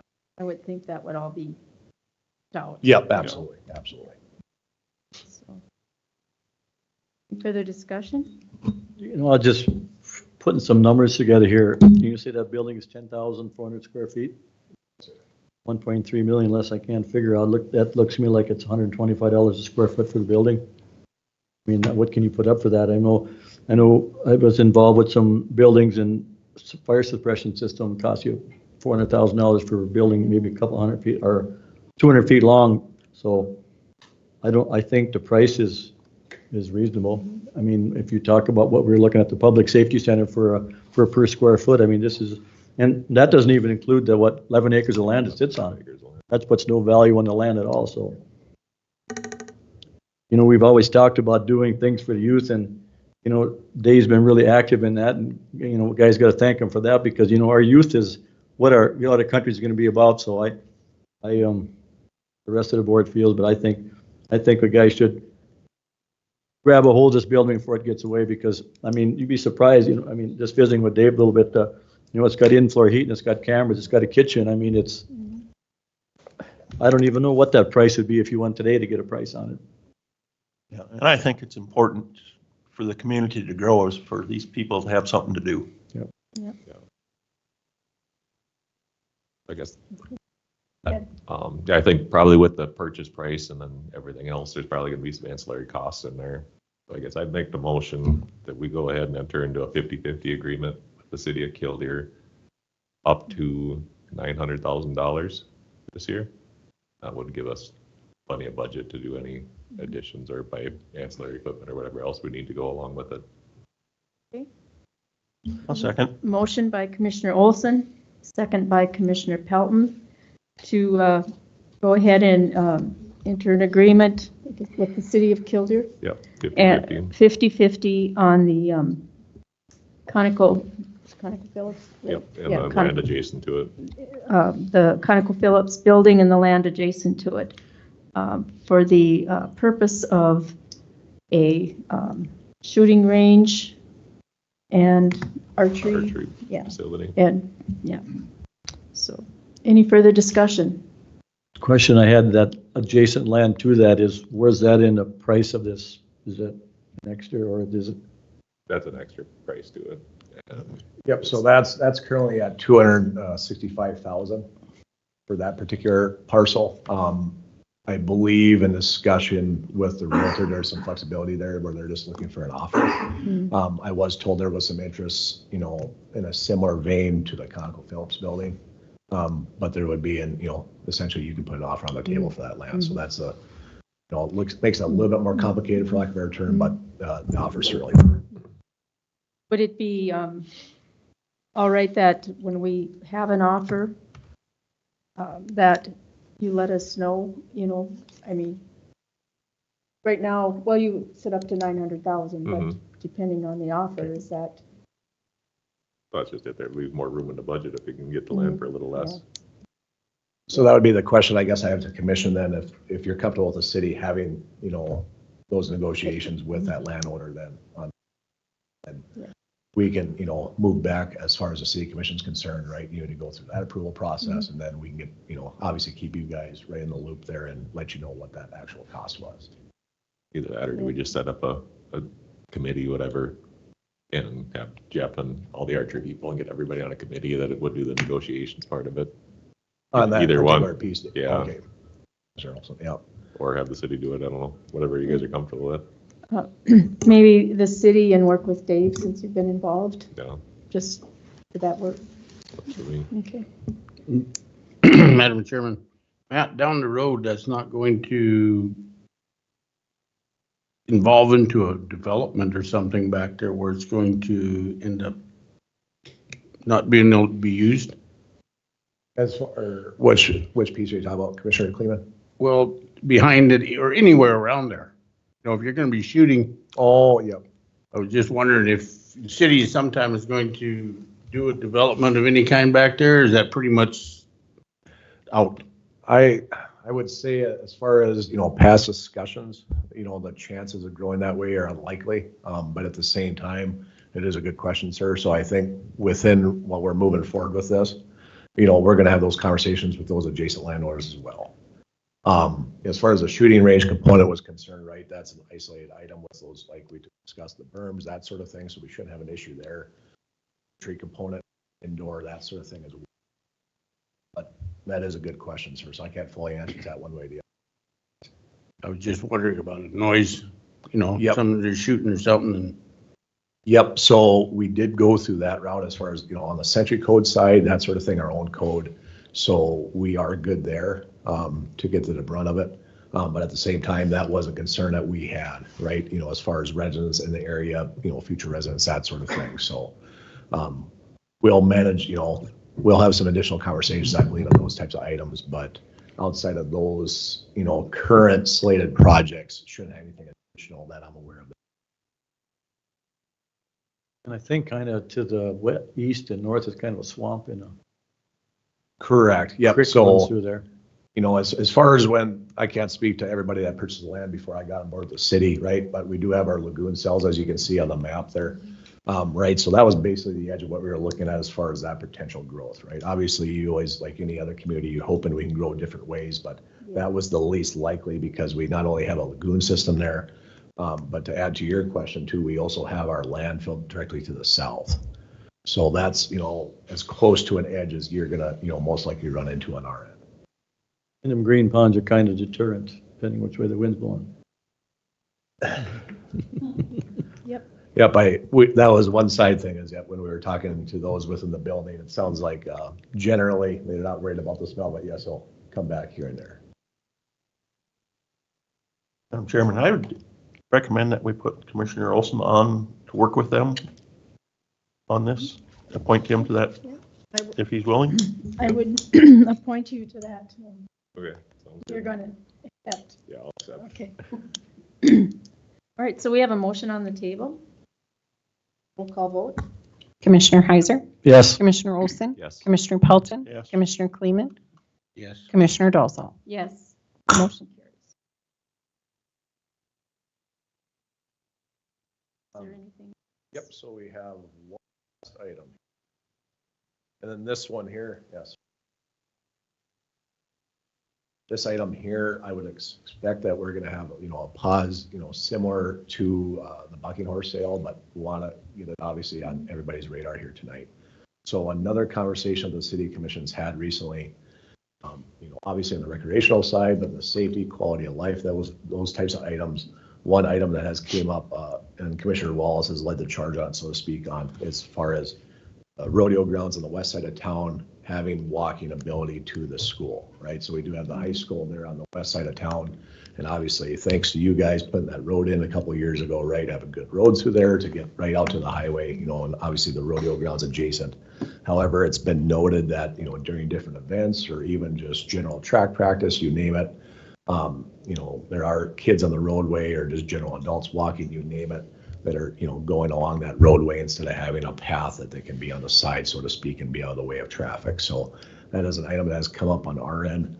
So the ask, there was discussion of a possible 50-50, that sort of item, but just at this point, wanted to get on the commission's radar if that's something that the county commission would look at possibly doing in the future, was a sidewalk project. Multi-use paths is what was mentioned on this. That's a new. Got somebody talking to you. Was it Sandy? Lori. Oh, Lori.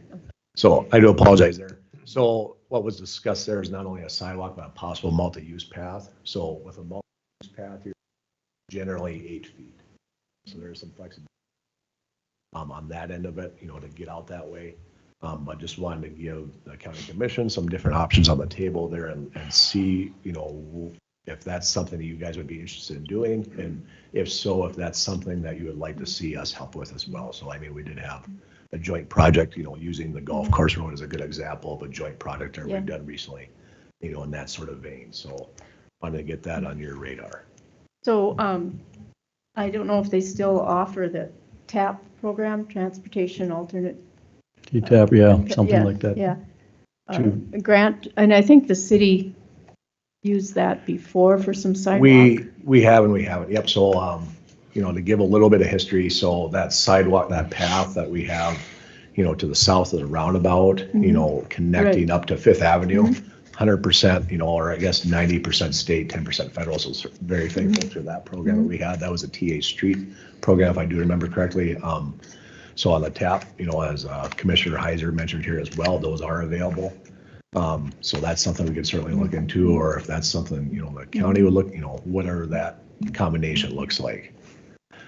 Well, I guess myself, I feel that would be a really nice addition to the community. Not only just a walking path, but you mentioned like kids, running and I don't know, I just think it would be a nice addition to the community. Quality of life thing again. I agree too, because in my years of traveling up States Avenue, the kids from the junior high, they just pound that pavement, that sidewalk back and forth doing their jogging. They jog all the way into town. They turn, they come all the way back. So I think it's a great project. I know the real estate along there was controversial over with the school when they built the road in there. My biggest question is there enough road easement to put it in a ditch, or would you have to go and acquire more right away for the path itself out and beyond what? And that was a question that we had Commissioner Heiser too, so absolutely. So it's something I guess we would hope on our end that, county engineers, Superintendent Schwarzenberger and that sort of, if they can help on that end, that would be great, because we weren't entirely sure. From our initial research, we believed you have enough, but again, that I would certainly defer to county staff on that. Yeah, and you got a new business going in out there. There might be traffic from the school down to that. Yep, absolutely. Yeah, where was the proposed endpoint for the new sidewalk at? So essentially it would be, it should be Alex Enko that owns the land there adjacent to the rodeo grounds, I believe, on the north side of High Street. So that would be, so that would be essentially the endpoint there is that we were looking at. But again, I believe that would be open to discussion, Commissioner Olson. It would be on the north side of, the plan for now. Yep. So, and that's, very preliminary as well. As we understand with sidewalk, we did have our engineer, essentially walk it, drive it. So as, anybody involved with that road process would know there is some challenges there, as far as adding this sidewalk into that area. And of course, the easements, as Commissioner Heiser mentioned as well, making sure that's lined up. The initial conversation was having that on the north side of the High Street, but again, that's certainly, Yeah. that's far from finalized there, so. Would it be a trail that would park, so somebody keep the snow off it like like in the wintertime, so it would be open? Yes, that would be the intent. So, I mean, to go back, we've added a lot of sidewalks, obviously, in town the last couple of years, and we've been able to keep them clean. So I believe that would be the same intent there. If that's something that, the county commission chose to have, us maintain too, I think that's a conversation we can certainly have. Obviously, where the school ends is where our current city limits ends, but of course, we do have some ETA considerations there as well. So there's some different conversations that way. Great idea. So, I don't know, at this point, maybe just the consensus that we would be willing to work with the city on this project. Check things. I can, maybe we can visit with Jeremy a little bit about, the engineering part of it, or looking into that tap. Maybe we can do it on our end to see if that's something, because it's like you said, it's extraterritorial jurisdiction, but it's, not in the city limits. So anyway, we can kind of check into that TAP grant or cost share, I guess.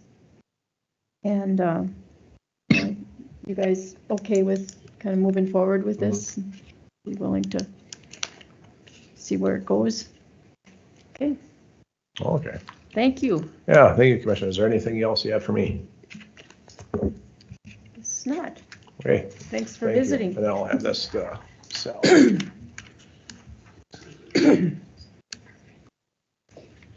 Okay, Jeremy, are you back with the bid tabulation? Patiently waiting.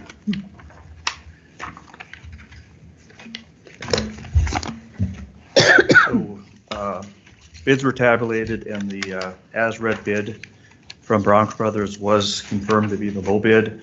The number was $1,757,313.70, which we would recommend awarding to Bronco Brothers for that project.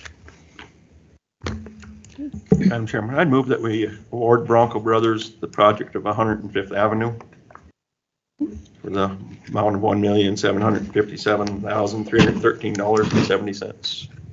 Okay. Second.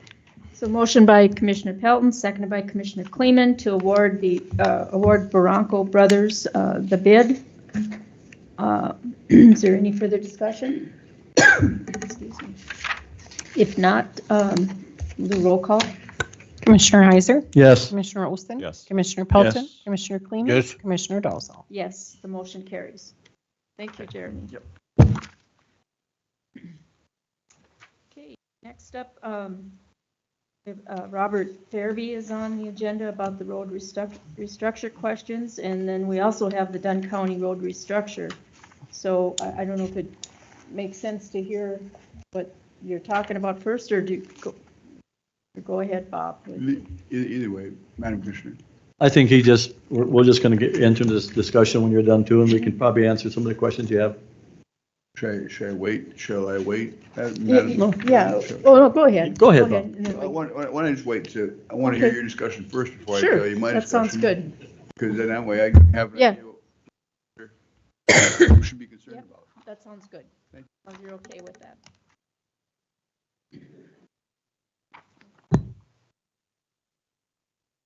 So Commissioner Heiser, Commissioner Pelton, go ahead. Yeah. The road department, we've come up with, try to make things work smoother and a little better out for the road department. We were looking at a restructure of our leadership and how things are working. So we would go with the road superintendent. We'd have the assistant and then an operation manager, and then we'd still have our shop manager. We would eliminate the positions of the shop foreman, and them other two guys would take over them. That way we can, right now we're kind of stuck into this, you're in my area, stay out of my area.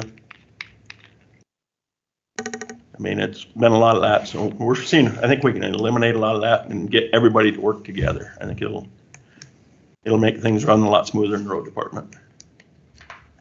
You know, to allude a little more to Craig's conversation, you know, there's times we probably get a lot more rain on one side of the county than the other. And we all know, especially in the summertime when you get rain, time is the essence to get the motor graders out and blade. I think if that's the case, we can team up pack of graders and move them into the areas. And seemed like there's been a lot of dominancy, and I get that. I've worked through some issues like that before, but one thing that I would like the public to know and understand that you're still going to get service, and I think by sharing our resources, sharing our employees. We had a meeting at the county shop the other day, and you know, we sat down with all the employees and to assure them that, you know, each and every one of you county employees is as important as the next guy beside him. You know, every one of them has got talents. So I think what our goal is to move our talents around and work as a county, as one united county from one end to the other. So and I think with our structure, the way we have it, our assistant and our operations manager can spend a lot of time going through the county, finding issues. And I think it'd be very important that we have a contact in each area so people don't feel that they're going to get left out. I really hope that we can improve our services by uniting our whole county force and work as a team from the southern end of the county to the other end of the county and work together and get along. I mentioned to the guys too that it's, you know, I would really love to see each and every one in that room retire out of the county. The county's got an excellent retirement program, and I think it would be great that they could finish their career out at the end of their career, say, boy, what a great job. And I think that we need to treat each one of them individuals respectively and listen to their concerns. And because everybody counts, no matter who you are, what you do, you're all vital to the operations of the county. So like I said, we need to unite and work together. And I really think that we can have these people monitoring what's going on and get the calls and send the people out, whether it's 1 blade or 5 blades or 6 blades. Get these areas and try and do the best job we can to keep our roads, you know, in good shape for the county. Because, you know, everything we do for the county, every operation we do is about safety. So I think if we could expedite some of our areas, move our blades, share our water trucks where we need to. This time of the year, it's so dry.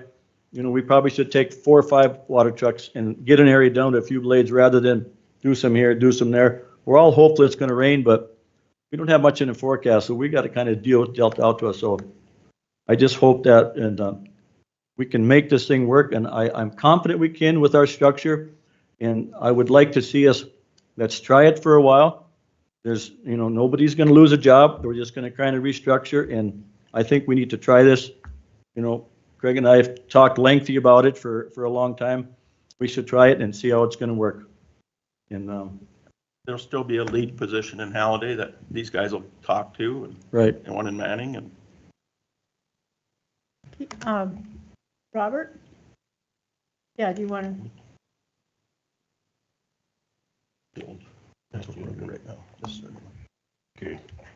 Madam President, members of the commission, thank you so much for your time. Yes, biggest concerns, I've been on a couple state boards for several years, and Dunn County is one of 5 counties in the state that's unorganized. You know, Stark, Billings, and Dunn, I don't call the other two. And all the guys always ask me, says, well, how do you get your roads fixed? So they take pretty good care of us.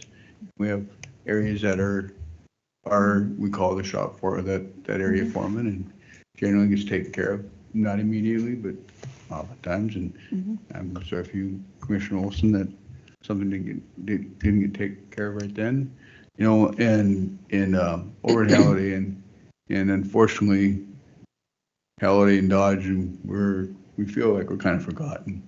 A lot of times, you know, I sit here and just hear what's happening in Killdeer, which is fantastic, don't get me wrong. Killdeer is a really vibrant community, it's wonderful. But to be able to still have some control over in our area is really crucial to seeing what's going on, because once you lose all your control to a larger city, as we do Dickinson and Bismarck, it's not very fun. And when you sit on there and, you know, for example, I'm assuming, I didn't ask Eldon if he's on salary or not, but I assume he is, because the hours he puts in is kind of phenomenal. You know, this winter was pretty easy on him. Kind of gave him a bad time about that, but most of the time, I mean, if he's 80, 90 hours a week in the wintertime, that's okay. And he doesn't bill extra time or nothing.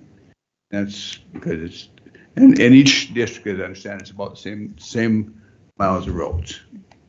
And we do continue to make these roads better. We just have to thank the commission for that, because we are getting some very good roads. Now we have to keep them up. I don't know if we need more people or what, but in Halliday, there's 5 graders and there's 5 guys.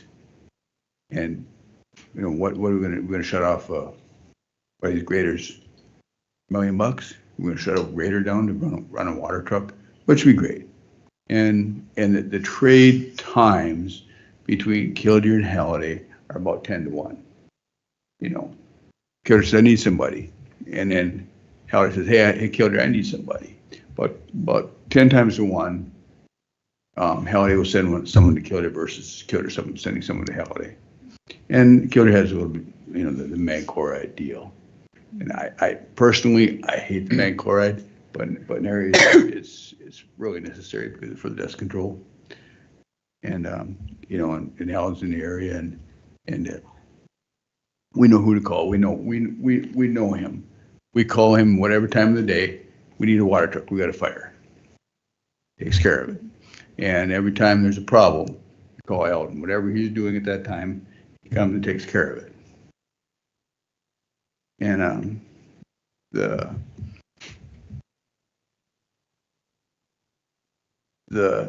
having someone there that you know is always a hell of a lot simpler than calling somebody that you don't know who it is. I mean, you hire a road superintendent, which would probably be good to hopefully get each of the foremen to work together some, so you can kind of tell the foreman in each county, hey, okay, now it's your turn to pitch in, your turn to come over here.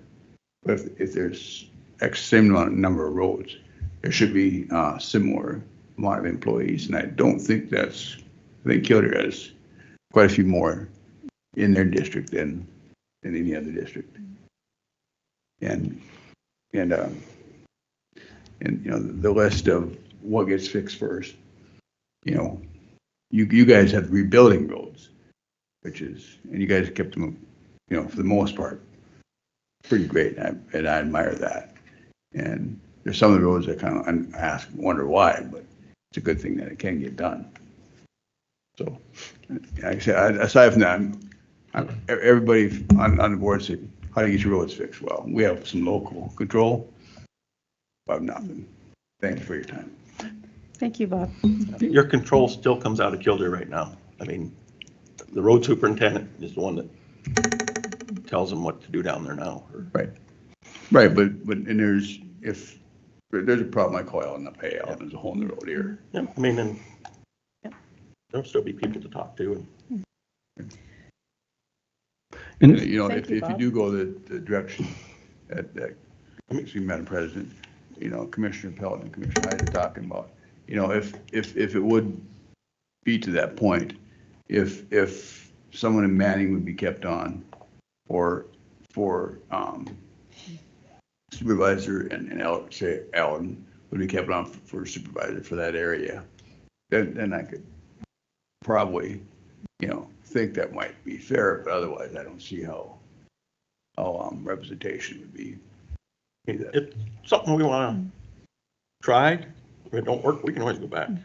Okay, so would you be willing to have that on for 8 months and then have a sunset clause on it? Well, no, we'd have a reevaluation. We wouldn't have a sunset. But with the sunset clause, it can be readdressed. Okay. With what you're saying, it doesn't have to be readdressed. Yeah. So, excuse me. I guess, you know, Commissioner Heiser and Commissioner Pelton have, you know, been talking about this for a while and I guess met with road department stuff. My concern is this is happening awfully fast, and And I've heard that they want it in place before we hire a new superintendent. And I don't agree with that. So you've got this change, a big change, a major change in how we've operated for years. And you bring in, you know, whoever the superintendent is, or if it remains to be Terry, but to have to deal with this, and from my understanding, you know, not everyone is on board with this. And I just have a concern that it's happening way too fast.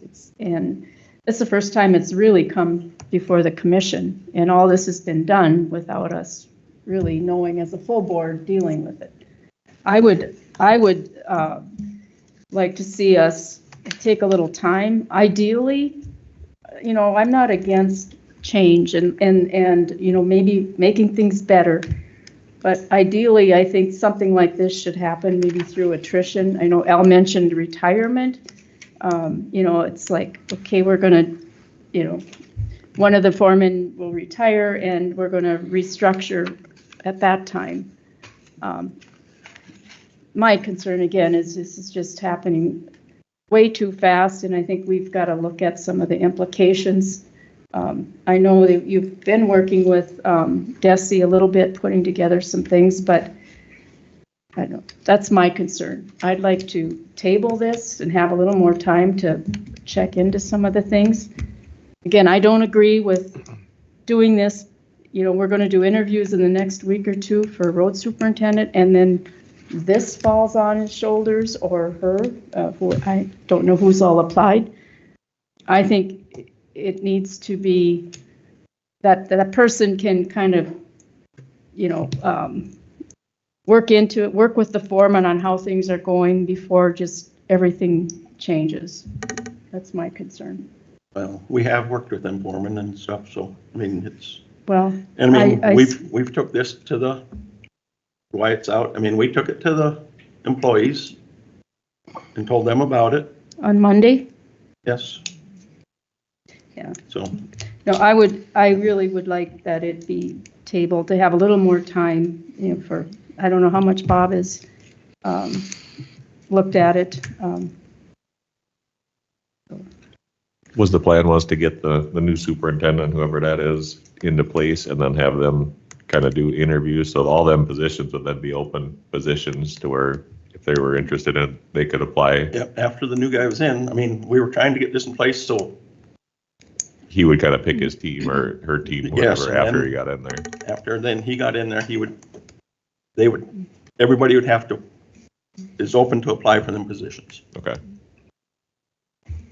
Yeah, I understand that would probably be how it would work, but again, I think it's such a major change for all the road department and employees and the foreman, that the new superintendent, or whether it's the current superintendent, I have no idea where that's at with interviews or who all applied, but that they have time to kind of get a grasp of what's going on. And yeah, this is just too sudden, and I sure don't want to set someone up for failure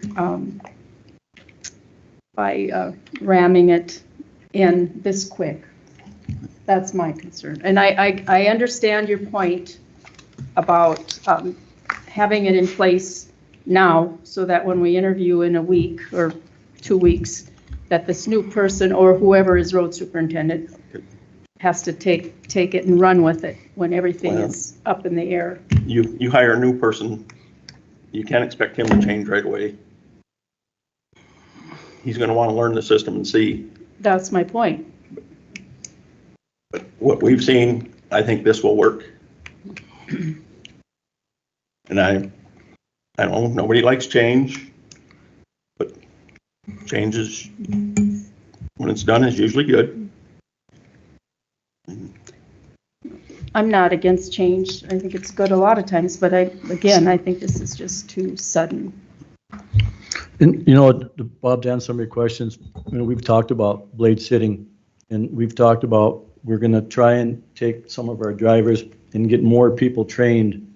So the priority number one is when the conditions are right to blade, let's go blading. Trucks can park, guys that are in the trucks can get in packers and water trucks, so I think some of that restructure needs to happen too. You know, just put the people there. I mean, there's 5 blades, 5 guys, so I mean, I get that, you can't run. I think Terry has communications, you know, do you need any help today? And if he does or not, but I think, with the structure, we're gonna have the people to go there. Just because they're located in Kildare, Manning, we're gonna make these people go and help, you know, get in a water truck, get in a blade, train more people to blade. We can get some of them roads that are probably not taken care of. And we've made a lot of progress in the last few months getting guys trained in blades, and they're doing a really good job. I think we keep training these guys. So one thing is we got to get all these blade operators working and blading the roads the same way. I mean, Well, I think that can happen whether we do this or not. That should be the road superintendent to make sure that, you know, that should be happening anyway. it should be, but it hasn't been. And it's not for lack of trying.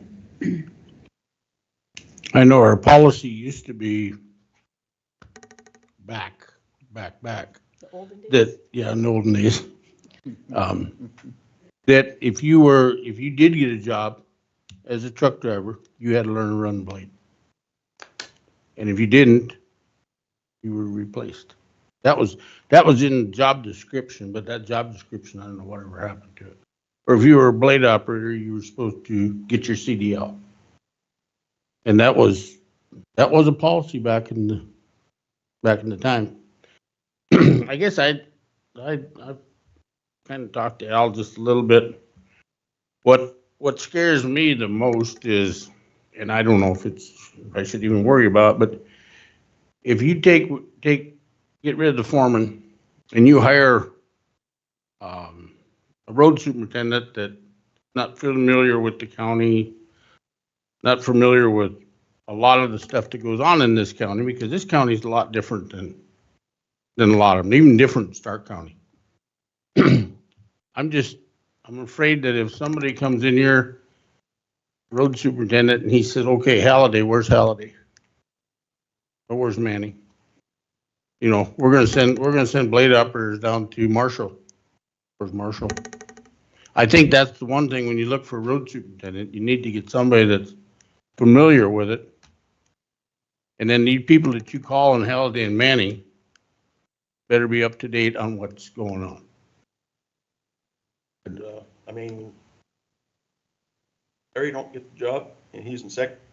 They're going to depend a lot on Terry.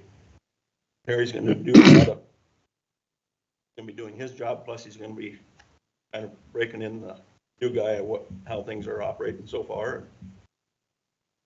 So that means you get paid the same as the road superintendent.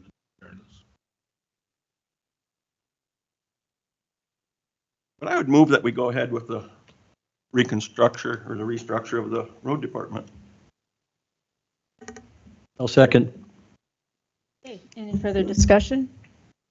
Any further discussion? Again, I'll just state my reason for, I'm not opposed to this. I just think it should be tabled and a better chance to look at what's going on here. And I just think it's too sudden. Any other comments? Okay, if not, roll call vote. Commissioner Heiser? Yes. Commissioner Olson? Yes. Commissioner Pelton? Yes. Commissioner Kleeman? No. Commissioner Dalzell? No. The motion carries. Madam President, Truce, thank you for your time. Thanks. Thank you, Bob. Thank you, Bob. So that's it, right? State's attorney. Oh, is she here now? Yeah, Christina? Her bond here. I looked earlier. She wasn't here.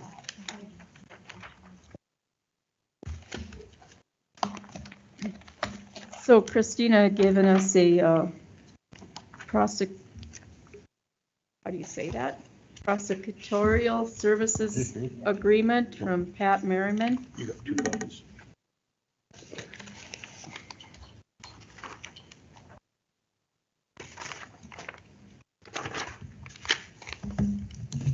Yeah, probably.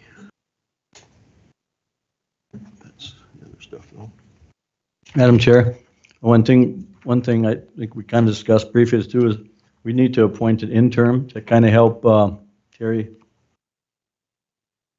get this thing executed, and it'd be my motion to appoint Mike Carey to help Terry initiate this new structure until we get the new road superintendent hired, and then they can apply for these other positions along the way.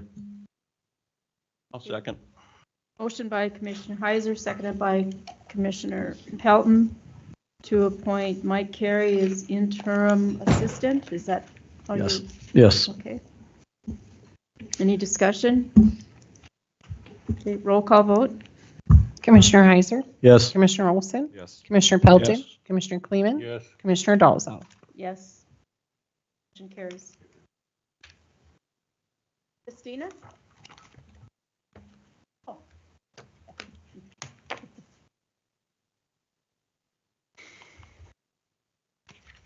Commissioners. Good morning.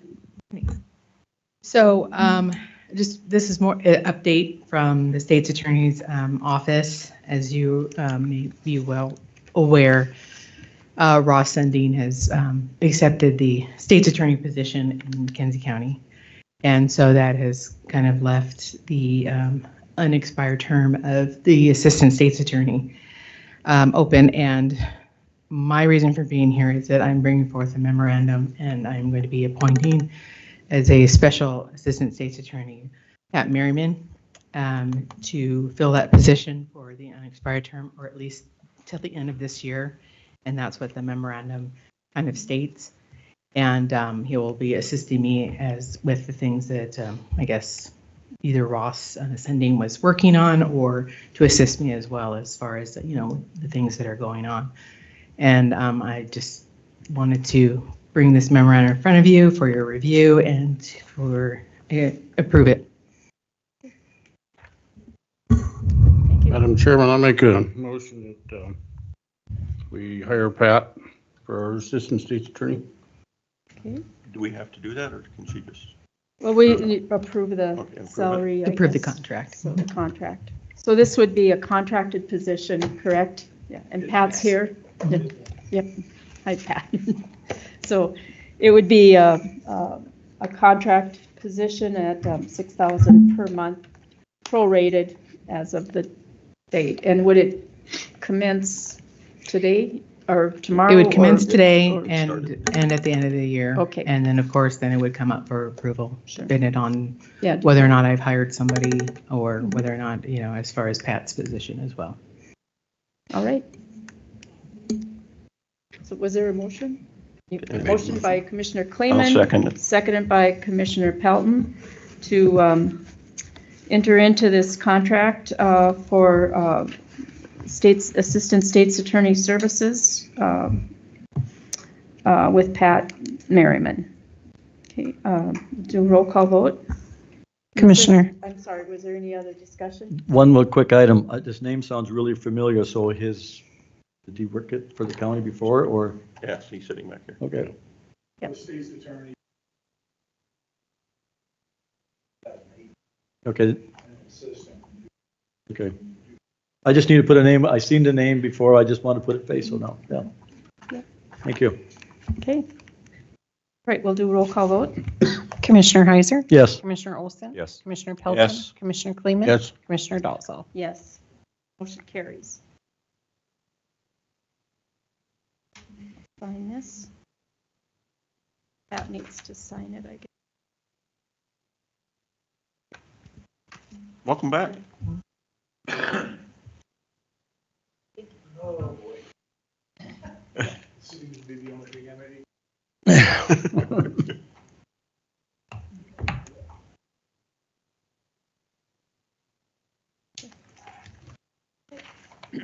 Is the auditor? Sally's. Sally, okay. That's the. Perfect. Got it. Thank you.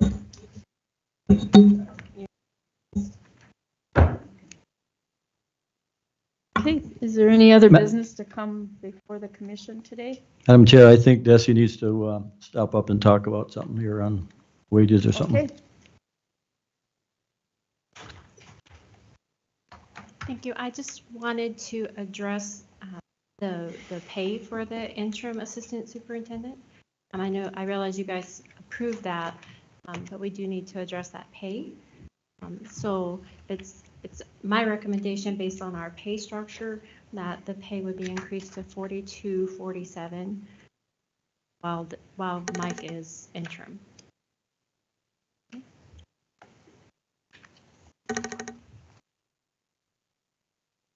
And that's an hourly rate, or is that salary? That position is salary.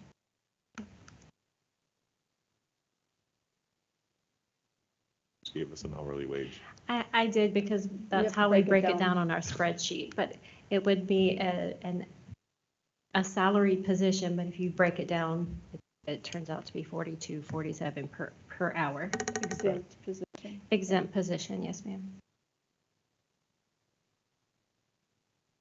Wishes? Guess I'd make a recommendation to increase that pay to $42.47. 7. It's been effective. Today. I'll second that. There's a motion by Commissioner Heiser, second by Commissioner Clayman to adjust the pay of Mike Carey for the Assistant Road Superintendent interim to $42.47 for Yes, and as an hourly rate. Any further discussion? Roll call vote. Commissioner Heiser? Yes. Commissioner Olson? Yes. Commissioner Pelton? Yes. Commissioner Kleeman? Yes. Commissioner Dolson? Yes. Thank you. Motion carries. Okay. We gave Anything else? Motion to adjourn.